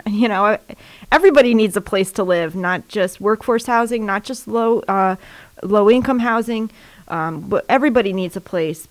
And I can respect other people's opinions in the same aspect. Right, you have to. Thanks for calling in with that, and stay safe and be well. Is he gone already? Oh, he's gone. Sorry about that. Bye, Phil. But anyway, but again, you're gonna have that. It's just good, but we have to have the open for business mentality. There's just no question about it. If we don't have that open for business mentality, nothing's going to happen. I have to tell you what the county that's done has great balance. You have Dutchess, you have Orange. You have good balance there, and getting better every day. Some things were not so great. Some things are better. The western part of Sullivan County is a beautiful place to develop, up by the Roscoe area and places like that. And things have to, we have to be able to afford what we want to be able to afford. You're talking about budget. Well, what do you afford that with taxes? You talked about, the 0.5% thing. That was the, if you remember the old Hein Cahill stories, right? And my whole argument to the whole thing was make it permanent. Well, why do we have to keep playing this game? But nonetheless, yeah, that comes up every 2 years. Of course it does. But it's like if we need it, we need it. We don't need it, we don't need it. But it's raining right now, and everybody says you have to make adjustments when it's raining, and this may be one of the adjustments that needs to be made to bring some life or give some heartbeat to an area that right now needs some help. Like you said, these restaurateurs. Right now. We've needed it. Well, isn't there? We're talking about parking still. No. Well, yeah, we could talk about the parking. The enhancement. You can be talking about No, I'm just saying, but isn't there a parking lot at the bottom of the hill right now? Yes. For Uptown? But it's not a building. Right. Right. I'm just saying, but the Kingstonian hasn't even been built yet. Correct. But part of their plan is to build a parking garage. I believe it's 8 stories or 6 stories, right, with about 440 spaces. So there you go. So there's your problem right there. There's your problem solver right there. We don't have the ability. You see, the problem is people can't. You have to be thoughtful. You have to be understanding. You have to have vision. I'm not saying people don't have vision. I lack vision. You don't. Yeah, I do actually. Do you really? Yeah. But you have. And I don't mean in a development kind of way, right, but I'm just saying I'm not. I do lack vision. Really? Yeah, I do. I have to admit that. But I'm not like the visionary. Oh, okay. Yeah. Well, I was always a visionary. Yes, you are an entrepreneur and a visionary. Yeah, You are very good at that, I can say. You try to look through I'm good at supporting that, but right, that is not my strong suit. Oh, that's like the other day when I was on the phone with you. Right. And I had a mask on, and I kept asking you to not get mathy with me. Yeah. I'm not getting nasty. I'm not nasty. And I'm like, no, mathy. Mathy. I had a lot of math going on that day. Yeah, it was way too much math. But it is true. I like the vision stuff. I always have. No, like I said, we really need to send a clear signal that, Ulster County as a whole is open and ready, and we need to attract businesses and Listen, look what you guys are doing with Tech City now, finally. There are no other developers knocking on our door to develop here. It's not like, we're going to give it to bidder number B. Let's reject all bids and there's nothing. I know. You see it. So, and that happens a lot. People move up here, no offense. They love it. They're attracted to this place, and then, they don't want it to evolve, right? Far be it from me. I like when stuff evolves because the rink, right? Yeah, so, well, exactly. You have to have moments in time and have those tipping points. And maybe for Kingston, the Kingstonian is that tipping point. I often think back and wonder, how many other projects were just, even 100 years ago, were people up in arms about. And you could never do them today, most of the projects that were done then. But, did it really take this much, no, consideration? No. I see it. And this is indicative throughout other towns as well. You speak about the Williams Lake project. There were other projects in the town of Rosendale also. It's senior housing that came and went. And, it's always, no. Yeah. There's a lot of developers who just won't come here right now. Well, it's going to come to the point where developers aren't even going to come here anymore and try to build anything. And that's the problem. And these two guys that are trying to do something, Brad Jordan and Joe Benora, they're lifelong residents of the county. They put in more money to the city of Kingston and Ulster County by giving. I can't tell you how generous Herzog's is and how the Benora family is. You don't need to tell me. I totally agree 100%, And so other developers are going to see that, and they're like, "I'm not going to go jump." They've been trying to put this thing together for years. No, now. people want to make a presentation. You cannot have a cave mentality. No. Citizens against virtually everything. Exactly. That's all I'm saying. Citizens against everything. That's a cave mentality. Don't have the cave mentality. Wow. Citizens against virtually everything. Can't be against everything. Well, you know what? Take a look at everybody that said, they said, forget it. They picked up their bat and ball and they went home because it's ridiculous.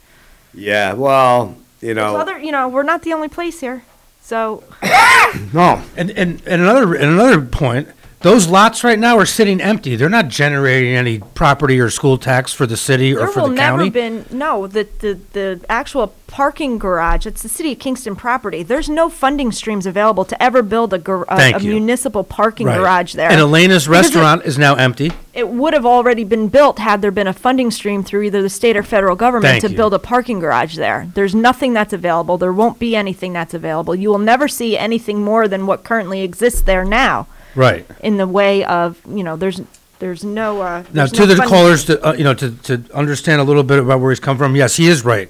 There is no parking in Uptown Kingston right now. Yeah. I live on Main Street. It's, from 9 to 5 or most of the time, you can't find a city parking spot anywhere. You'll have to park 4 blocks away if you want to go to, to get to the Market Basket or something. Very rarely will you find a parking spot uptown, and Heidi, you know that from being a legislator. Oh, very much. If you didn't have the lot to park in, you'd be driving around for. Oh, I oftentimes don't have the lot to park in because it's full. That's one thing about COVID. They've left that gate up since March. The little one to the side goes down. Yeah. Where Santa Fe had their tent, which they had just recently took their tent out. Down, So now there's some extra spaces, but no, that one gate is just left open. Yeah. I mean, I even sometimes park in there because I can't find a spot on the street. So I always give myself enough time to circle, and then sometimes you don't pay attention, and then you went the wrong way. Now you got to circle way around. So I just find the furthest spot. I start there, and I just walk. Right. It's an unfortunate situation. But what always blows my mind, though, is that, I took a lot of trips down to Columbia Presbyterian Hospital, and I would do the valet parking, and I don't know where they'd take my Jeep, but it would go far away. And then I saw the car stackers. I mean, they're stacking cars on top of cars. That's a little scary, too. I wouldn't want to be working on one of those things. You'll see cars that are 9 cars up. Yeah, there's my Jeep way and up. Then, it'll come out on an elevator-type lift. Yeah. They'll bring it down to you. That's genius, though. If they can make it work down there. They've been in existence since I was a kid. Yeah, well, I'm a country girl. Yeah, I get it. Oh, they loved the Jeep, though, when I would bring it down there. Love they? We got to go to a break. We'll be right back. You're listening to Kingston Community Radio on WGHQ Kingston. On your radio at 920 AM and 92.5 FM. And also online at mykcr.org. On top of first-class care, you will never receive a bill. The only thing we had to worry about was just keeping Azalea comfortable. St. Jude saved her life. Finding cures, saving children. Learn more at stjude.org. This is Greg Jarvis, and once again, the WGHQ Happy Christmas Fund is asking you to help the needy this holiday season. For the last 50 years, the WGHQ Happy Christmas Fund has helped less fortunate families have a happier holiday. Look for our collection boxes at the local branches of the Ulster Federal Credit Union, Rondout Savings Bank, the Mid-Hudson Valley Federal Credit Union, Ulster Savings Bank, and at the Kiwanis Ice Arena in Saugerties. Thank you very much, and have a happy and Merry Christmas. A message from the American Migraine Foundation. It's an absolute nightmare. There's pain that does not stop. I feel trapped by migraine. Migraine is a disabling disease. I feel like I'm dying. You feel like the world's closing in on you. There's nothing you can do. It's like you're trapped in your head. There's no escaping it. You can't leave your body. Don't suffer alone. Make your move against migraine. Visit AmericanMigraineFoundation.org to find help, learn more, and get connected. We are Lions. We bring hope where it's needed. We are a global force for good. Support causes that matter. Change lives. Change communities. Change the world. We can do more together than we can alone. Join in. Experience the joy of serving. Be part of the movement. Give back. Let's unite the world for good. We are Lions. You can be too. Visit weserve.org. Everyone is talking about healthcare these days. America spends twice that of other developed countries on our healthcare system, yet our health ranks near the bottom. How can we stop spending so much and getting so little? by shifting to a system that gives more patients access to strong primary care. Primary care can help make America healthy again. To learn more about the benefits of primary care, visit www.healthisprimary.org. This message is brought to you by America's Family Physicians.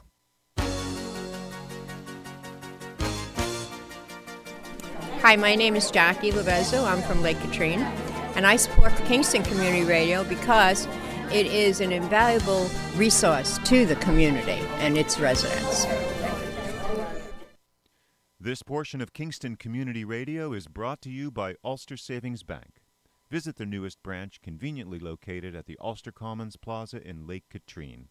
Experience the difference that local community banking offers with the convenience of another great location, easy access, plenty of parking, and a 24-hour ATM.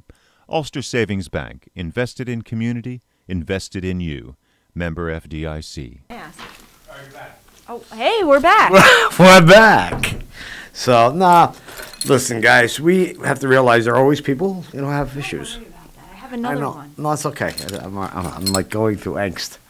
Oh, don't have angst over the mask. Okay. Don't worry about it. So, where can we go from here?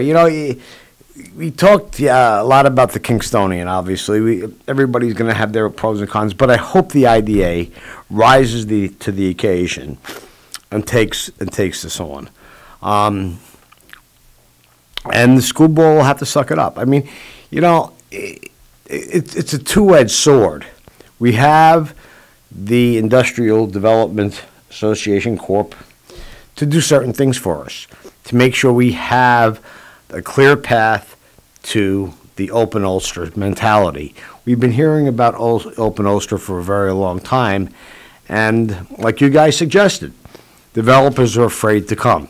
They want to come in, they want to go through the process, they want to make sure they understand the process, and when the process is over, they want a good outcome. Now, if it's a bad deal, they would know that from the beginning, because they would see that their project did not fit the process. So, let's hope that it's funny that you say that, because when I was the planning board clerk for the town of Rosendale, that was the mentality that I had. Someone would come in with a project, and I would look at that application and say, okay, this is what you want to do. Right. These are our regulations. Correct. Let's see. There was one of my most challenging site plans was someone who wanted to sell cheese, used clothing, and cook stuff. So it's pretty much the highest use. So you'd have to start out with, but they were located next to a movie theater. Okay. And they wanted to put their clothes racks out in the back. But you can't do that because you're blocking the emergency exit to the theater. But I worked with them for a very long time, redoing their site plan, because, it's like taking, a square peg and fitting it into a round hole. But never should we ever have the mentality that we look at something and say, this is not going to work, goodbye. Well, look. And I'm not saying circumvent anything. No. But I'm saying we need to have the can-do mindset, right? Correct. We need to be open for this. We need to be ready. Correct. And that's what we need. What was the gentleman's name that was doing Bel Air all those years? That was a little bit. I was not following that project. Anyway, make a long story short, that's another project that sat, that got beat up, that got crushed. And then when do they just, how much money people spend? They just close their checkbook up after they've had enough, and then they walk away. That's what happens. Money is time to these people. Sure it is. It's ridiculous, quite honestly. But that we have seeker, we have planning and zoning regulations, and that have to be followed, and there is a process, and there's time clocks that are attached to all of these things. Yep. But what we need is the mentality, right, that we want to see things come to fruition. Of course. And not have this, mentality. Well, what does Terry and you say? We can't have nice things? And I'm going to be completely honest. So that was born out of a trip I think Terry and I took to Westchester County. Yes, that's correct. And they had this beautiful curbing that looked like granite. Yes. And sidewalks and just everything, in the area that we were in. I mean, and I was speaking with a woman whose taxes were over $20,000. Right. But nonetheless, just the appearance of things were very, very nice. And And, we'd say, why can't we have nice things? And I'm not saying our county doesn't. Right. But when you have somebody who is a visionary, who comes to our county wanting to do something that's upscale, that's nice, we shouldn't have this knee-jerk reaction like, oh. Right. I don't know. That's just my opinion. That's right.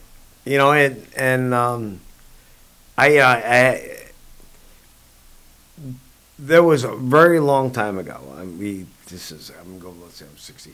This is going back 40 years ago. One of my companies was in New Jersey. We had 365 employees.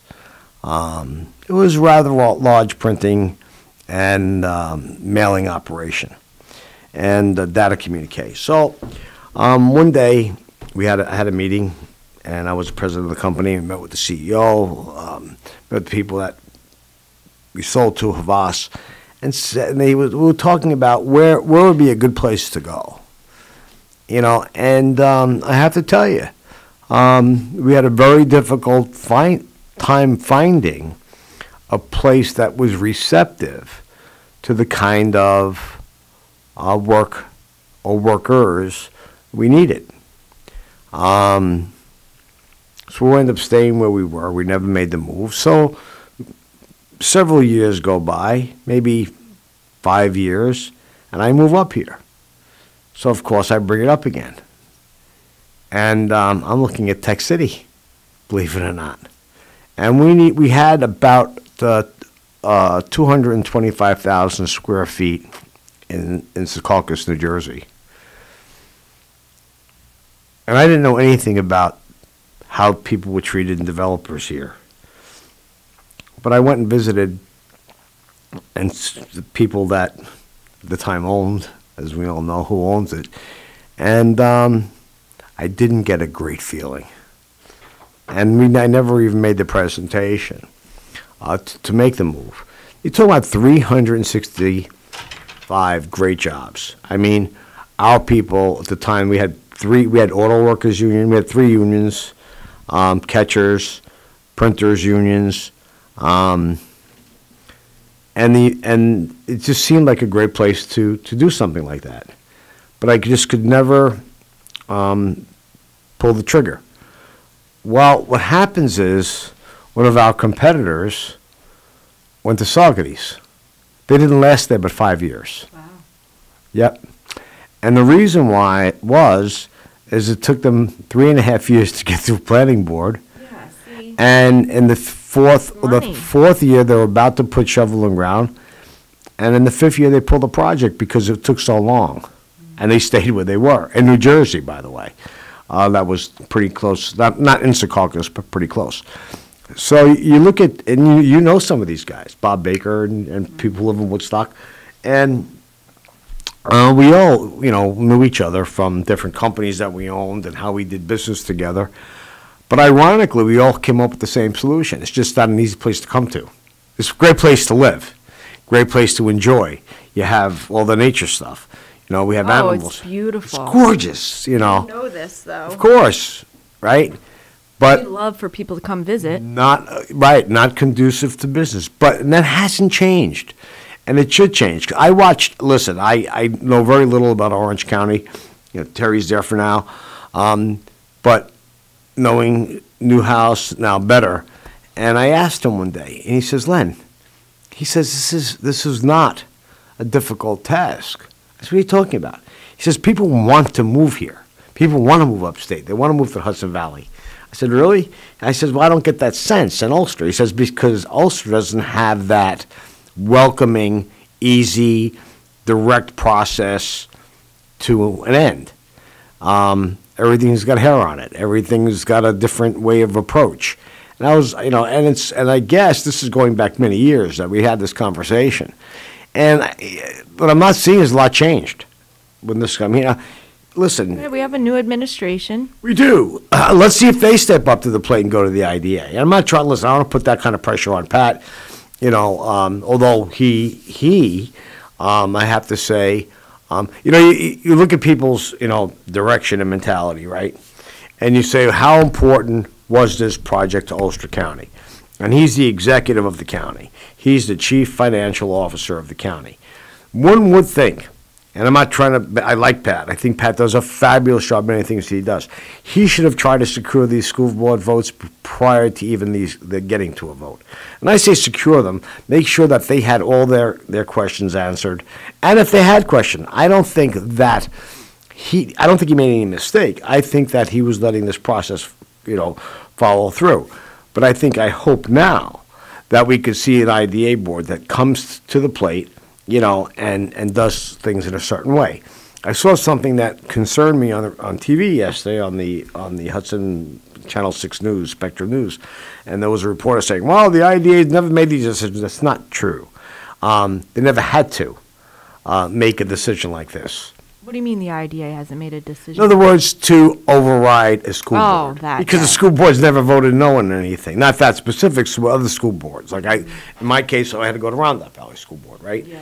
So every school board, every project that has to come through, the district has to approve it. Now, if they don't, maybe if I stand corrected if there was more than one, but this is the only one that's standing out. So there was no precedent set here by anybody. The IDA has the opportunity to override. Let's see if they do. Let's see where Pat goes. That's the kind of direction that comes out of this. All right, let's move on. I'm moving on. Moving on. But we have enough spaces. So what are you doing this week, Heidi? What's on your agenda? I'm doing something so special. What's that? I'm going to be attending my first virtual Zoom wedding on Monday. What? I know. What does that look like? I don't know. Sounds like fun. I know. Yeah, huh? Listen, a Zoom wedding, really? Listen, this is emblematic of how many people? Well, however many tune in. I mean, we're a family of 7, so. Who's getting married? It's my uncle. He's okay. I'm sorry. I didn't know it was your family. I thought maybe it was one of your friends. I was like, a Zoom wedding? No, it's a unfortunate situation, whereas, they had a great wedding planned for last June. Oh, okay. So they've been kind of putting it off. You must be zoomed out by now. Oh my gosh! And I said this to my husband the other night. I was like, I got a meeting. And I get up off the couch, put a shirt on. Like, not that I'm laying around without a shirt, but anyway. Whoa! Hey, we're a community radio station here. What's going on here? I meant get because it's just how it looks. You put a shirt on. I'm happy for that. Presentable, other than the sweatshirt or bathrobe. I might even be laying around in the bathrobe. But and he looks at me and I said to him, "My God, was I ever home?" He goes, "No, you really weren't." No. He goes, "You weren't." So I appreciate the fact that I could just roll into the dining room and flip on the Zoom, and keep comfortable pants on, and just have to worry about the.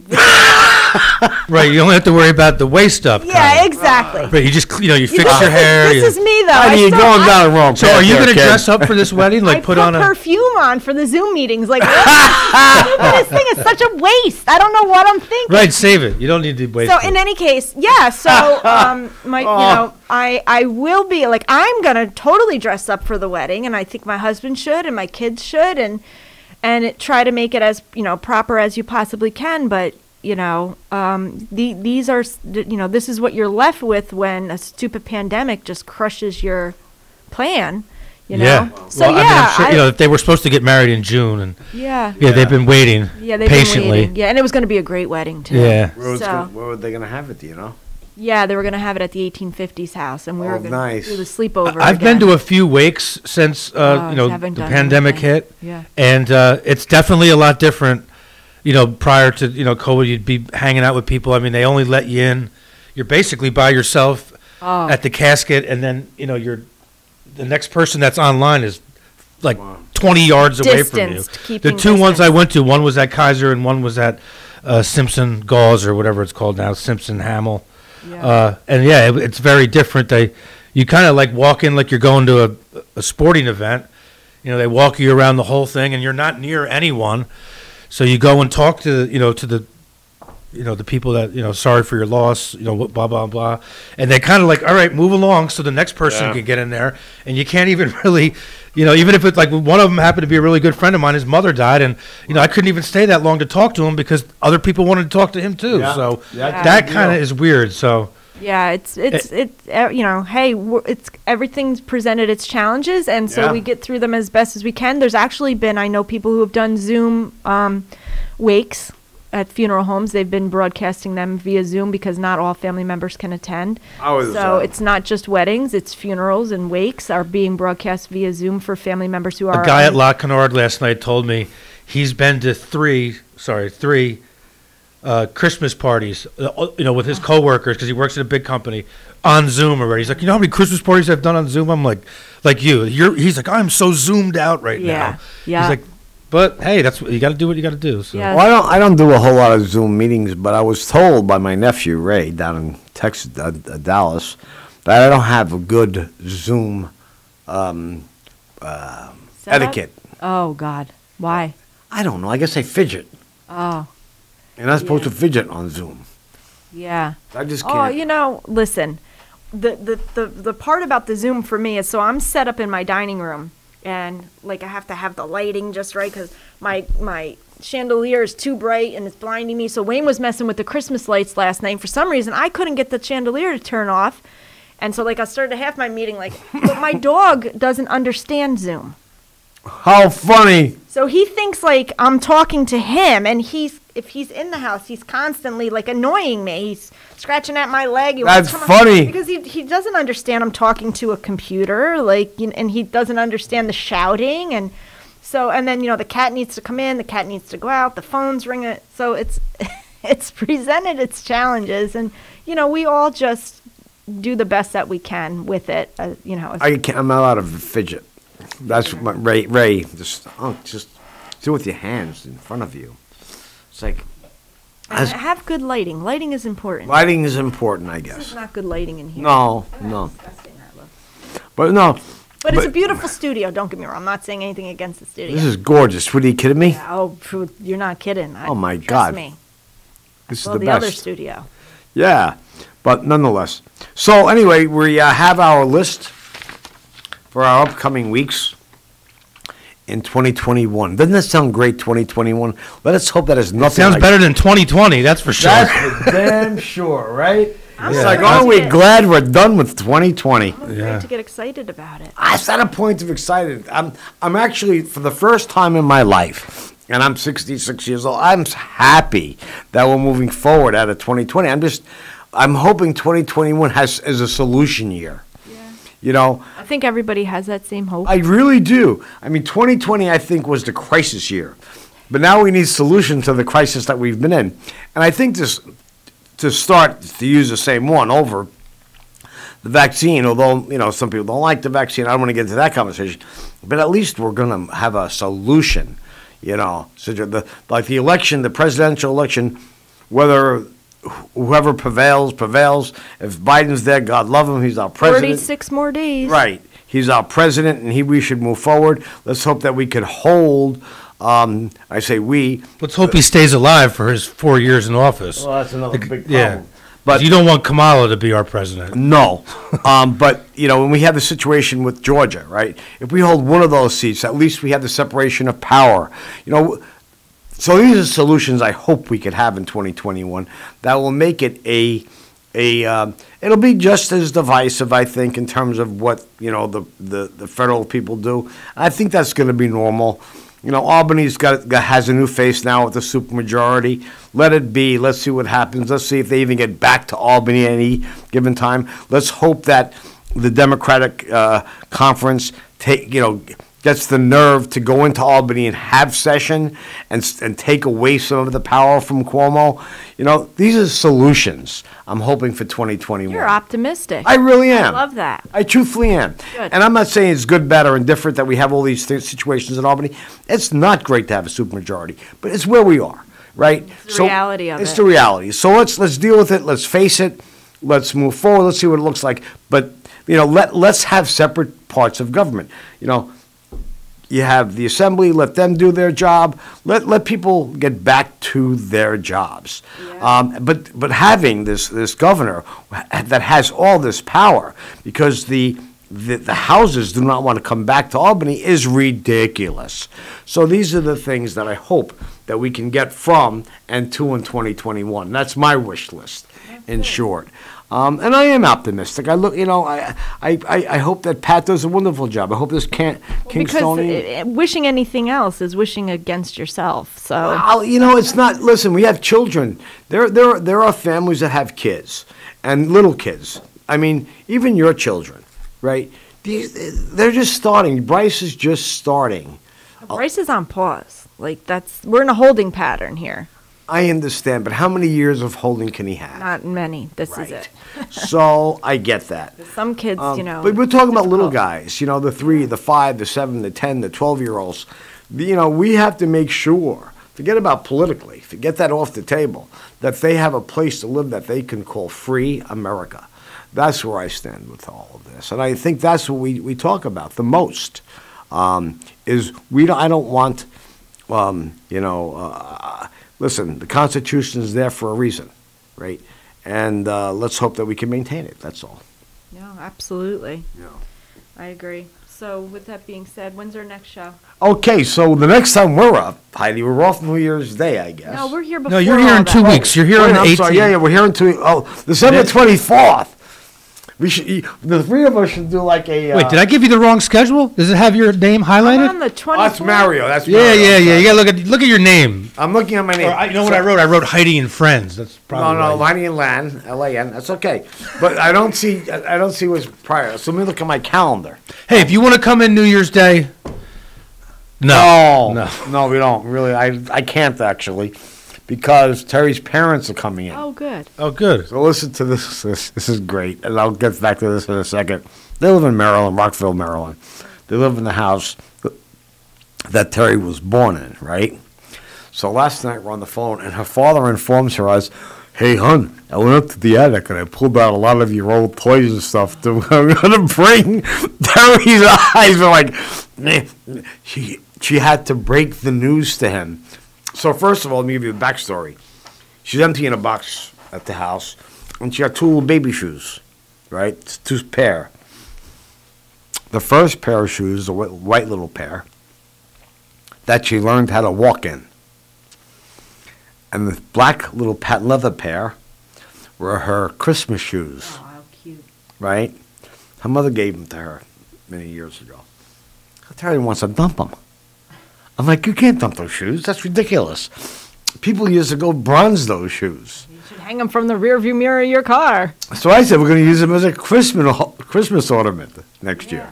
So I put them with the Christmas stuff. I got away with that. Now you're getting a whole box of toys from the dude. So now all of a sudden, dude's bringing in, as you know, all this stuff. And she's like panicking.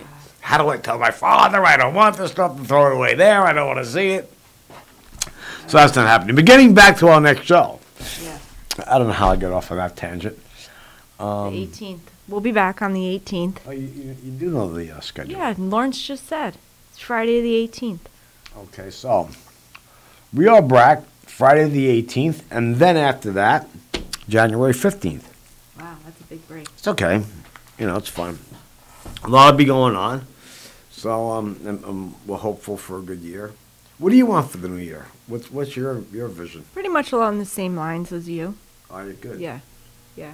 Just make I want a vacation. Yeah. Remember when I used to go to Mexico? Oh my God! Well, Terry and you try to put something together because my wife's crazy. She's ready to go to wherever she's ready to go to.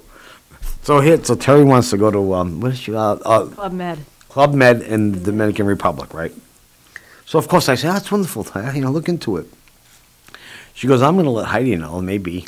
So I don't know. So I when she said that to me, I immediately called Heidi and says, Heidi, listen, we don't want to go. We don't want to go on this trip. I'm not going to go on this trip. Right? We don't want to go there. So try to help me out here, will you? So we laugh about that. Logistically, it just doesn't work for me. I know. My husband's schedule is different. Right, but it's I still don't personally. I don't feel comfortable traveling. Yeah. Not yet. Yeah. So, and she put that idea away because She's so funny. So she has all these, these ideas of, we'll go try to get away in the sun. So she read somewhere that the flights, I guess, from Seward to Philadelphia, and then Philadelphia there, American Airlines dropped all the flights out of Seward now. Oh. Right, so now you can't use Philly as a hub to get out from there, which is a real problem for Seward now, airport. So that has to be rethought. You can go to Florida easily, but I don't go to Florida. No, you can. There are a lot of. I'm not going anywhere anytime soon. So I'm looking forward to a new year. Right. So and a year of, let's hope, of reconciliation and really solution. I think that's what I'm all about. Good stuff. I feel the same way. All right, Lawrence. Ready? Yep. You guys ready to go on? Are you going to work today, Heidi? Yeah, I go to work every day. Well, I know you go to work every day. I just didn't know if you had like a little holiday break or something. No holiday break yet. Okay. Not yet. Not yet? When did you start the holiday break? On the holiday. Wait a minute. Broccoli. What does broccoli... the cauliflower. What does cauliflower smell like? Smells delicious to me. Apparently, I can't tell you on the air what my children and husband said it smelled like. What, broccoli or cauliflower or both? I was roasting cauliflower the other day because instead of pasta, instead of like a lot of bad things, I'll put, I put my sauce on top of the roasted cauliflower. It's so good. So I'm not a big cauliflower fan, but I love broccoli, though. Oh, you should try roasted cauliflower. Well, you have to bring some in on the 18th then. Oh. There you go. So I have to tell you another thing. You make me and Len eat it. Exactly. Induction cooking. Oh, yeah. Love it. You love it? It's even, it's easy, it's very simple. When you get used to it. No, used to it. Took me like you know what I made the first night? Grilled cheese sandwiches. Oh, it's perfectly golden brown. Perfect. Yeah, that's nice. A happy waitress. Yeah, happy waitress. That's got tomato and bacon on it, though, right? Yep. Yeah, happy waitress does. All In right, any cool. case, all right, we'll be catching you guys again. Thanks soon. very much. Great weekend. Thank you for sharing the morning with us and participating in Kingston Community Radio, KCR, AM 920 and 92.5.